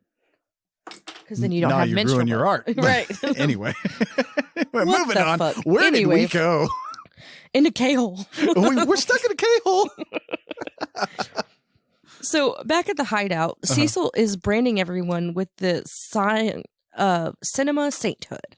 And we actually received a tweet on Twitter from a guy who owns this brand. He owns the prop, which is very awesome. I was like, that's fucking cool, man. Right. That is so cool. And he says there's no such thing as family, and they are orphans of cinema. Without their movie, they do not exist. Oh, okay. And they call Fidget over and show him a clip of his parents saying that they will love him no matter what he has done. And he says he doesn't want to be branded and that he wants to go home. And everyone starts naming all of these film faux pas that his parents do. They were like, they didn't even let you see rated R movies. They talk during the movie. Yeah, and they shit talk like that. during the movie. I do have to say that my mom, even though I love her, and they took me to so many rated R movies. I remember my dad, because I wanted to buy a rated R movie at Walmart. And at the time you couldn't, well, I think it's maybe still the case, but you couldn't buy a rated R movie who was under 18. Yeah. My dad got pissed at them because I remember the lady behind the counter gave me a whole talk about how rated R movies were terrible and shit like that. And I remember my dad coming in because he was like, I'm not coming in to help you find your movie. You got this. Right. So he just let me go in there with the cash. But like, I remember him coming in because I came out like upset. Like, right. I was like 13 or something, and I was upset because I wanted this movie. I can't even remember what movie it was, but like, he went back in and he was like, if I want to let my kid watch violence and gore, I will fucking do it. Sell him this movie. Like, he didn't even exchange the money with her. He made her sell it to me. Oh my god! While he stood there, it was great. You know what's funny is your dad is not the tallest man. No. And he's not like the biggest man. And yet he will overtake a room. Yes, he has a stare, man. Yes. My dad has like, I don't know if anyone has ever had a cop for a dad. My dad is not a cop. In fact, he used to be a hippie. So like, but he has this stare that'll just like sink into your soul. Yes. Oh, he's hilarious. Anyway. So Fidget agrees and says his parents are the enemy of film. Then Honey refuses to get the branding, so they show her an interview of her ex-husband with Roseanne. Yes. Apparently Roseanne, you know, because they got her to do this movie too. Mm-hmm. Apparently she does an amazing Edith Massey impersonation. Oh, really? Yeah, I would love to see that, even though Roseanne has gone fucking nuts. Oh, yeah. Dear God. Yeah. And Honey's ex-husband is calling her a nut and saying all these things about her. Yeah. Now, that's Eric Roberts playing Honey's ex-husband. I've tried to think I've seen so many movies with Eric Roberts. It's Julia Roberts' sister, or brother, I believe, is who Eric Roberts is. I about said sister. But I've seen so many movies. Runaway Train, fucking Stalked by My Doctor, you guys. You guys have got to watch this series of Lifetime movies he's in called Stalked by My Doctor, where he plays a creepy fucking doctor. Oh my god. It's an amazing set of fucking Lifetime movies. I've grown to like really love Lifetime movies in my older age. They're so awesome. They're just hilarious. One of the first movie reviews I did on my blog was a Lifetime movie. I remember I was that. like, this is pretty good. But anyway, so one of the things, that this idea for the branding scene here, it comes from the many people who have gotten John Waters' signature tattooed on them. And this is not anything new for a celebrity. Usually you have the celebrity sign whatever part of the body you're getting your tattoo on, and then you go right to the tattoo parlor and get it tattooed. Well, like John brought up a good idea, because he was like, it might be a better idea to have him sign a piece of paper and then take it to the tattoo artist, so they can like sketch it out and stuff, not trace over the signature. Because by the time you get there, I'm sure it's going to be smudged. Like, right. It's a good idea. I'd still have him sign it though. Right. But he does say that he still signs the body parts, but he also signs a piece of paper that you can take with you. Nice. Yeah. Also, another thing though, we talked about in Pink Floyd. Are you stumped? We talked about in Pink Flamingos where how cold it was and stuff like that. Well, it was also cold on this set inside the theater. Mm-hmm. A few of them got pneumonia, including Millie Griffith. Oh no, that poor woman. I know. She had a rough time. Right. So then they show her, Honey, another interview, and it's Libby, her assistant, and said she would do anything for sex, and she wouldn't be surprised if she was in on this kidnapping. Then the leader of the Maryland Film Commission says they are going to start filming for Forrest Gump 2. Gump again. Starring Kevin Nealon. Oh, God. Oh, I love Kevin Nealon. I do too. I love him. And in this, he does so well at playing these characters that are subdued. Yeah. But they're hilarious. Yes. Like even in this movie, he has a short little character, but it's hilarious. Yes. And Kevin Nealon says that Honey is a disgrace to the Hollywood community. So she finally says, "Demented forever," and gets branded. Hold on. Yeah. During this whole little scene, they're singing and they're like, "Demented forever." This was my favorite. I love it. Yeah. Every time someone got branded, "Demented forever." This was like my favorite thing. It will be stuck in your fucking head after watching this movie. And Honey says that she now has a vision. Yes. Now this may shock some of our listeners, and maybe even you, but there was an idea for a Gump sequel floating around, man. What the fuck? Luckily, 9/11 stopped it.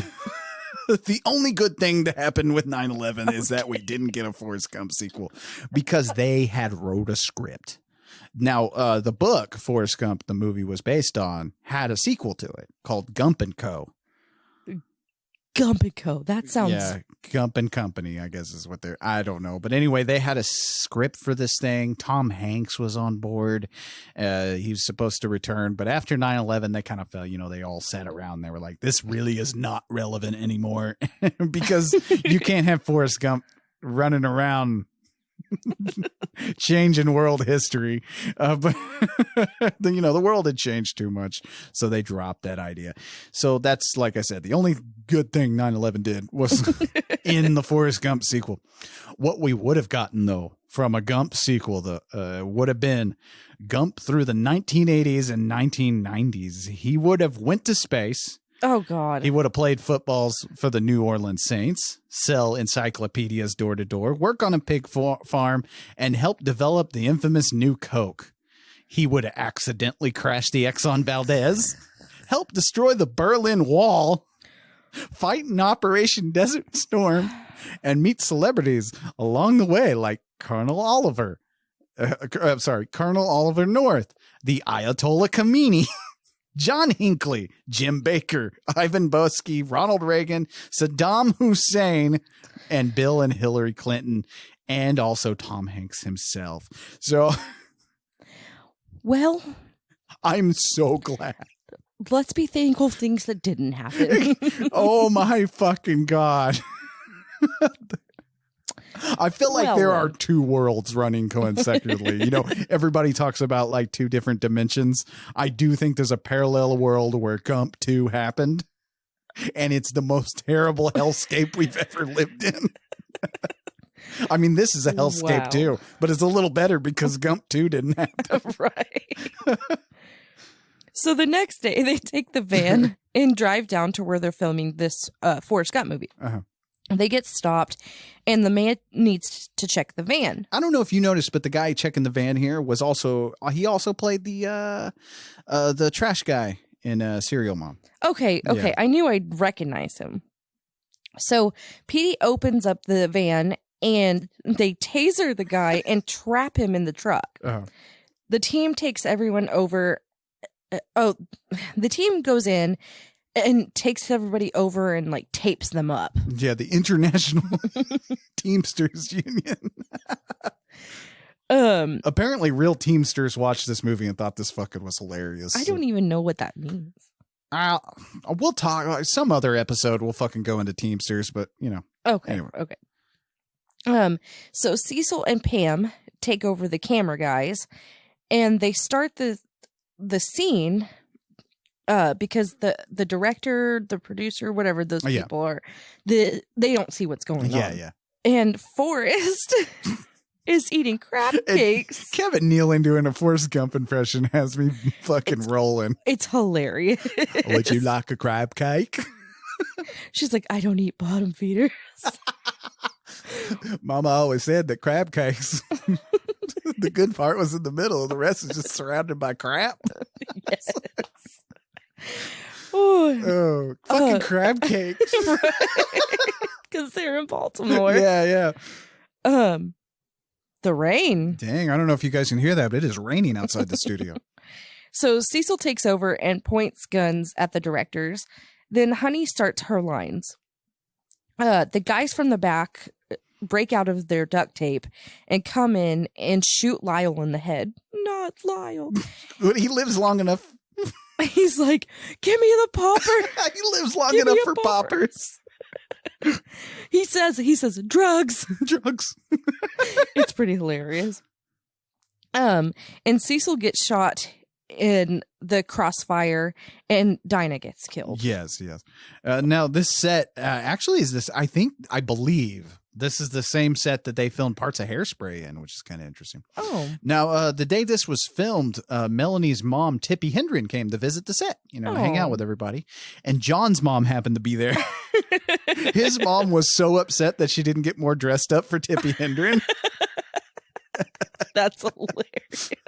Because again, Serial Mom, the way Beverly acts in that movie is more along. It's kind of the same as how fucking John's mother would act. Right. So it's really funny to think about that.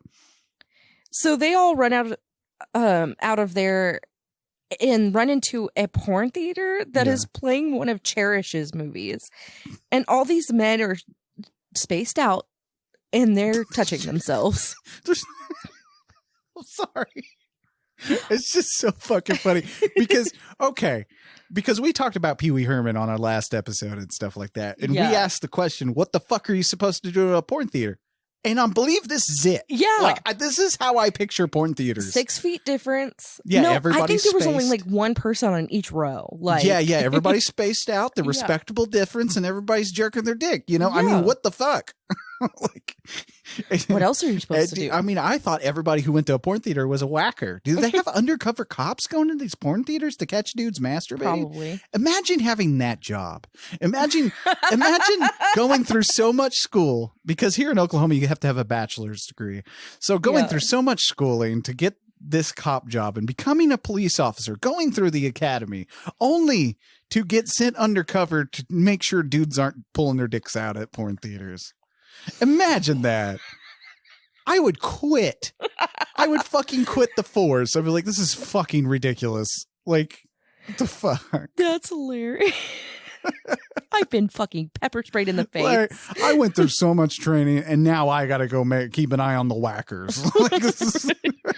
Does that make you a peeping Tom? Oh, good point.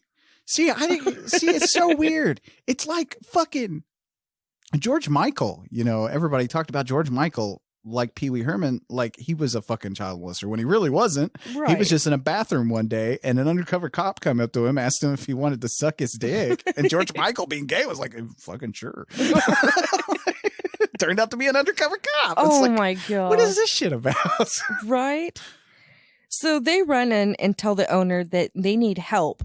Well, Cherish tells him, and he's so excited to see her, and said he gets off to her every night, and they sell her ass. Yeah, what was it? Cherish's Sticky Buns? Is what the name of this product is.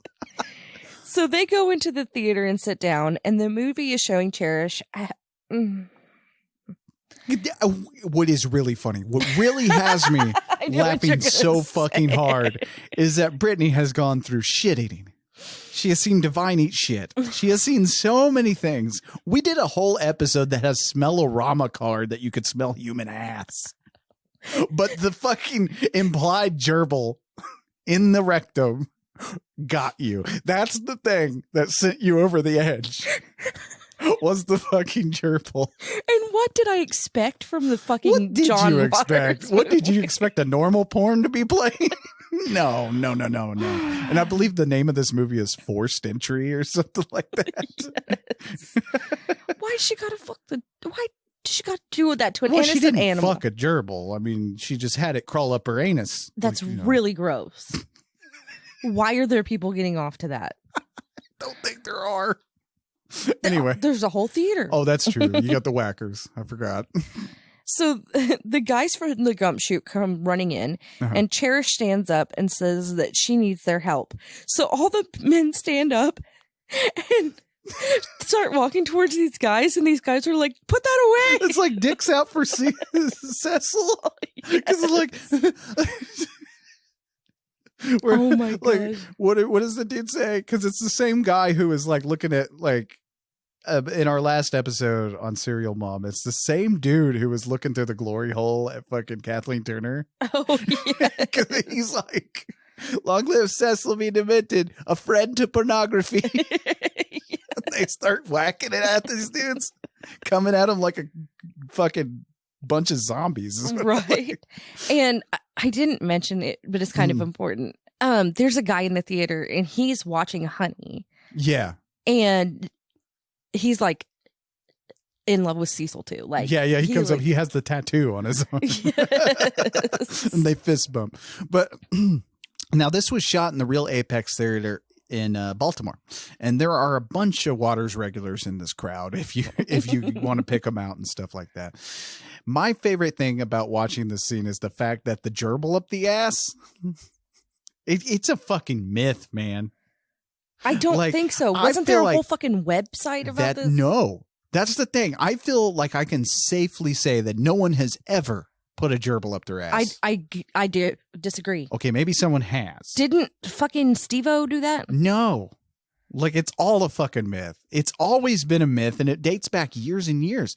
Like, people make this up about celebrities all the fucking time. Richard Gere had this made up about him back in our time, you know, when we were younger. Richard Gere with the gerbil up his ass. I remember my mom laughing about it. Did Steve-O really put a hamster up his I don't know ass? about Steve-O, but there's a video right here of it. Not Steve-O. Let me see. There's a video online of someone putting a gerbil up their ass. Go into it. I want you to view it. You want me to view it? I want you to view the gerbil in the ass, because this is not, it can't be real. No one's ever done this. This is a myth. Hold on, I have to watch the ad first. Oh, God. We want to see the gerbil. I don't really want to do this. Why am I doing this? In a podcast first. We're viewing gerbil porn. That's not a gerbil. Is it a clip from this movie? No. It's just a girl getting fucked in the ass. Yeah, see, no one has ever stuck a gerbil in their ass. Or a hamster or a mouse. It's just never happened. Like... and honestly, it probably started as a homophobic joke a long time ago. Because I do remember people around Tulsa and Oklahoma making that joke, oh, they probably stick gerbils up their ass and shit like that. I don't know. See, it's a myth. So I'm going to put a pin in it. We're going to say it's a myth. Come back Friday. We will do some research and I'll see if it truly is a myth. Okay. And we'll talk about it on Shooting the Shit over on Patreon. That's what we'll do. Okay. But anyway, can I get a horror movie called Night of the Whackers? You could make one. I think I'm going to make a movie called Night of the Whackers. What is that? 3 movies I'm making so far? As I have Chainsaw Tits. You better give me credit for that one. I will give you credit for Chainsaw Tits. You get a co-writer's credit. And then I have whatever fucking movie I'm working on where this guy's killing people. And then, so then we're going to do Night of the Whackers. It's going to be a whole threequel. Like, it's going to be great. And you're going to show it in your... Triple feature. Hell yeah. In your grindhouse. Yeah. Okay. Anyway, it's back to the movie. So it's night now, and they, so Honey and the dude from the theater are in the car going to the drive-in where they're having a Honey Whitlock lookalike contest.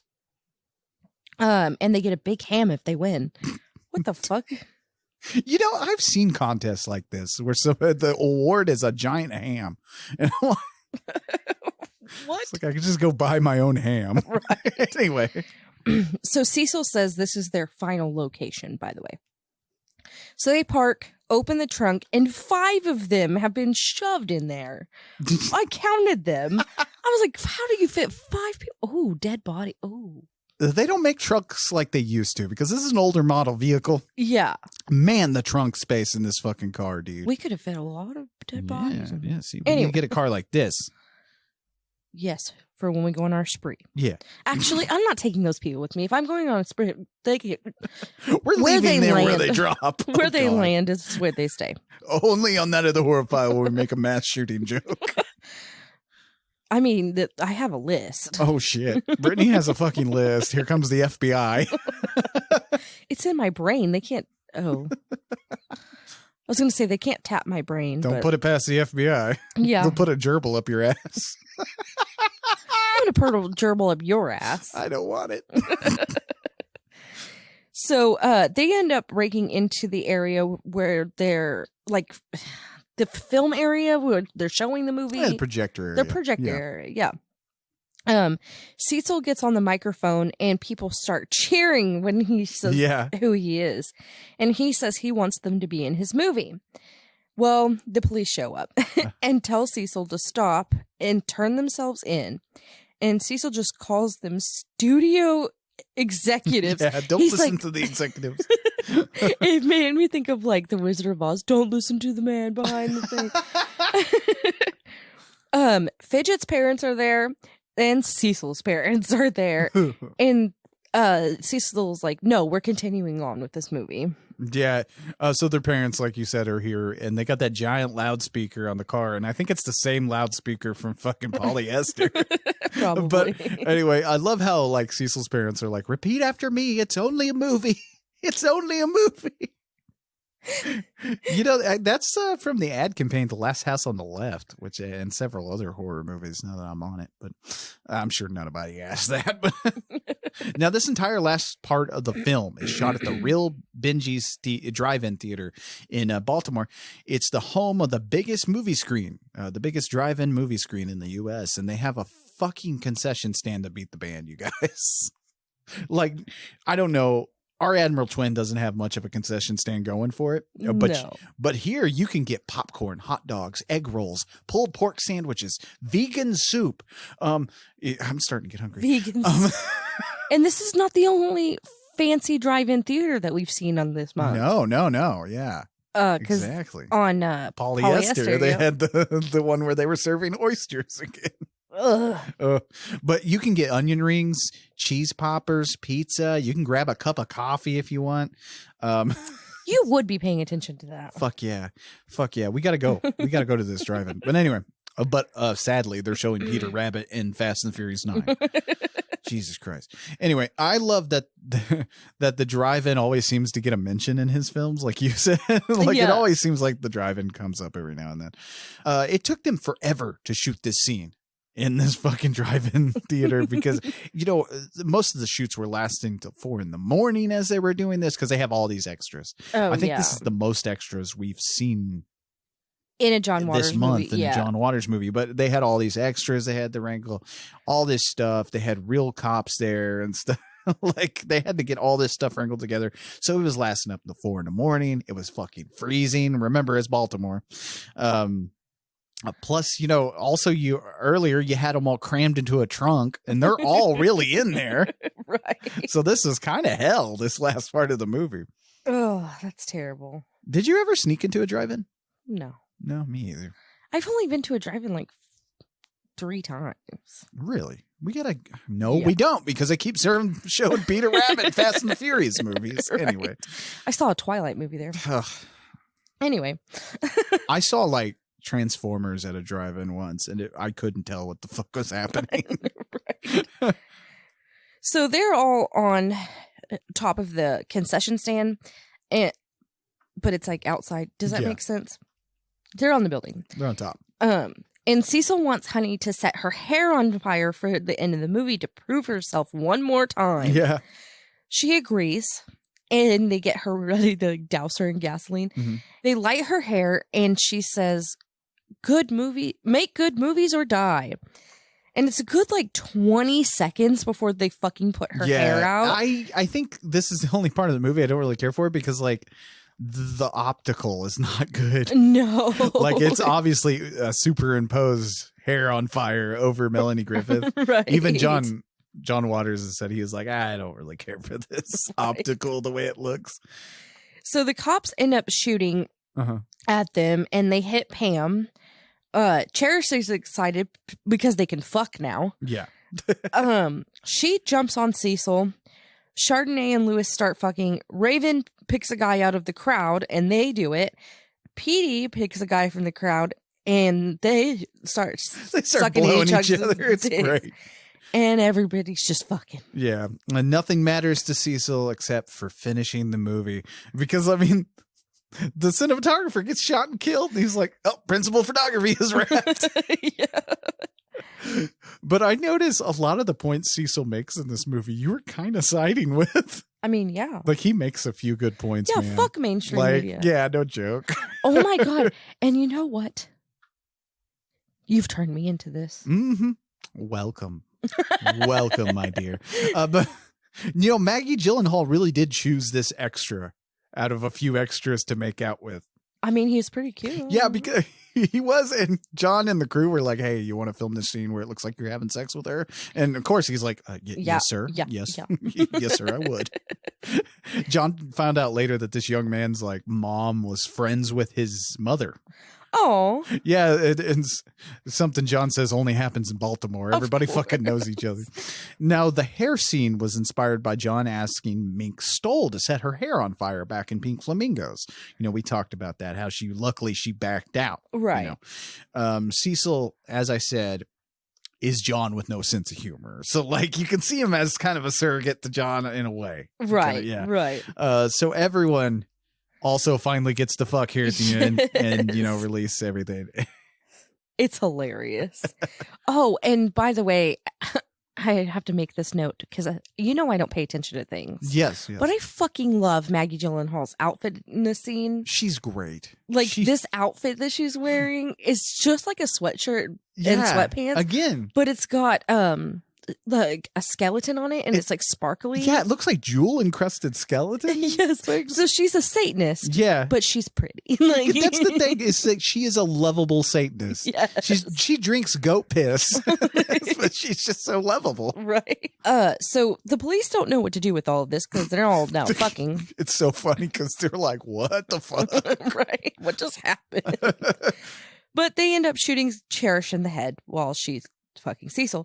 Oh, poor Cherish. Our poor Cherish dead. So everyone jumps down, but Honey ends up getting cornered by the cops. Mm-hmm. Then Cecil's like, I know how to fix this. And he has Fidget pour gas all over him, set him on fire, and he rolls off the building in his wheelchair and taking the cop out. I have a vision. And takes the cop out with him. It's kind of the only thing you can do to get noticed nowadays is you gotta fucking set yourself on fire. Oh yeah. Whether metaphorically or literally. I love Cecil's mom. Because She's it's yeah. Well, that's what you get. Yes. I love that fucking line. His parents are like, huh. Well, that happened. That fucking happened. Yeah. So the next thing that we see is Petey's being dragged off to a cop car. Yeah. Honey gets stopped and she looks pretty pleased because everybody's asking for her autograph and taking pictures of her. Yes, she's more She's more loved and famed with this and she's more satisfied with what she's done here than her actual career. That's what everybody's been telling her the whole time. And Cecil's been telling her, like, that's the old you, like, you're going to be way more famous now. And she is. She realizes. Well, Fidget ends up getting shot and lands on the car his parents are in. I love that. Honey walks with the police and she's just smiling and she's so happy. And then the movie ends. Yeah, and I love where Fidget is. He's on the marquee and he's spelling out the end with the letters. I love that little touch. This Liberace song that plays here fits perfect. And plus, I will tell you, I'll leave you a little hint. A true punk always has a Liberace song on their playlist. Now... Okay. Now, when John looks back on his work, he really doesn't have a favorite. You know, he says he wishes Cecil B. Demented caught on better than it did, and I agree. I feel like this is his most underrated and honestly his most hostile movie. It really highlights the change that cinema was going through during the year 2000, you know. Like I said, the co-opting Hollywood did on independent cinema and just starting to phase that out, you know. Oh, yeah. You either hate this movie or you love it. Like at this time, also, John Waters was becoming more accepted, something that still weirds him out to this day. It's very ironic how he's such a mainstay. I mean, his shit's on the Criterion collection. Oh, yeah. I mean, he's a very revered filmmaker now. Not at the time though. I loved this movie when I first saw it because at the time I was a diehard fucking against mainstream cinema. I was like, yeah, this is how it should be and shit like that. I remember being this way. Now, you're really not supposed to side with the terrorists, but at the same time, it also speaks to you a little bit. Something the satire does its best at in this film. Oh, yeah. I love John's sense of humor in this one, especially because he really does poke fun of it himself and just both sides of this, you know, like the people who are for like mainstreaming everything and the people who are against it. Yeah. He makes fun of everybody in this movie. Oh, yeah. You know, like Joe Bob has always said, Joe Bob Briggs from The Last Drive-In has always said, you know, satire is at its best when it's a shotgun on or a fucking machine gun on a swivel and it's just shooting everybody. Oh yeah. Yeah, you know. I mean, what can you do here? I mean, this is a damn good time with a movie. Yeah. Like it's a great movie. Plus it really fucks with lovers of good taste cinema, you know. People that love romantic dramas, a romance movie. Who's got time for those? It Not pokes me. at people like that. Like I said, pokes at both sides, just everybody, you know. I mean, you could Cecil and his gang are basically the embodiment of every fucking Twitter film troll like that floats around there. So enough about me, though. What did you think about Cecil B. Demented from the year 2000? I fucking love this movie. Yeah? Yes. It was action-packed. There was murder. There was comedy. There was fucking. There's everything I need in my movie. It's got it. Yep. I'm happy that like by the end of this series. So, you know, that concludes Camp Waters month. And how did you feel? How do you feel? How do you feel about all the movies on a whole at this point? Where would you rate all these movies that we've seen this month? Like, you obviously can't rate all his movies because you haven't seen all his movies, right? But where would you put them? Like, out of Pink Flamingos, Polyester, just the ones that we watched. Yes. So you would rate them like that? No. I would say like from I'm gonna do from least liked to most liked. Okay. Okay. I'm going to say polyester, pink flamingos. You made a face. I knew you were surprised going you dislike polyester over pink flamingos. Serial Mom and Cecil B. Demented. Okay. What about polyester makes it the least liked? It was the most boring to me. Really? Yeah. Yeah, a lot of people have said that. Yeah. It's something that you either get or you don't. And it was fine. Not that you didn't get it. It's something you either get into or you don't get into it. Yeah. Right. Oh my God. I wish Divine was in Cecil B. Demented. I wish Divine was in all these movies. Like I said, Divine died way too young. We lost Divine way too early. We could have got so many different roles from Glenn. Oh, yeah. Oh. But that concludes Camp Waters Month. We hope you guys had a great time stepping out of the horror genre and checking out these films and celebrating a true gay icon, John Waters. If this month teaches you anything, let it be that it's great to be unique. Oh, yeah. It's wonderful to think outside the box. Don't be like everybody else and be proud of yourself. Don't be scared of your sexuality. Don't be scared of who you truly are, because life's too fucking short to comply and be like everybody else. Be different and fuck those who spread hate. Let's take that away from this. And happy Pride Month. And we love all of y'all. It's been a fun month. We've had a great time. Yeah. Now next month though, we're getting different. Okay. We're giving Brittany a little break. It's been a while. I need a break. So we're going to do a research heavy episode. This one is going to be covering movie gimmicks like 3D. We're going to be talking about smell-o-vision, odorama again. We'll probably mention that. We're going to be talking about some stuff from William Castle. We're going to be talking about directors that really took the gimmicks of film and ran with them and made a name for themselves off of that. So we'll be having a good time. It's going to be a 2-parter episode. It's going to be a lot of fun. Yay! And then we're going to have 2 movies featuring film gimmicks, and we'll discuss that. Okay. But anyway, I'm Lee Evans saying stay spooky. And I'm Brittany. Stay horrific. Bye-bye. Bye. Death to mainstream cinema. No budget. Thanks for listening. To get a hold of us and submit your stories, fan mail, and death threats, you can find us on Twitter, Instagram, Facebook, and nightofthehorrorfile.com. Our theme song was written and performed by John Brennan, used with permission. Find John at shopjb.bandcamp.com and at badtechno.com. If you like what you hear, leave a good review wherever you listen to podcasts, and share the show on your social media. See you next week. Serviceman.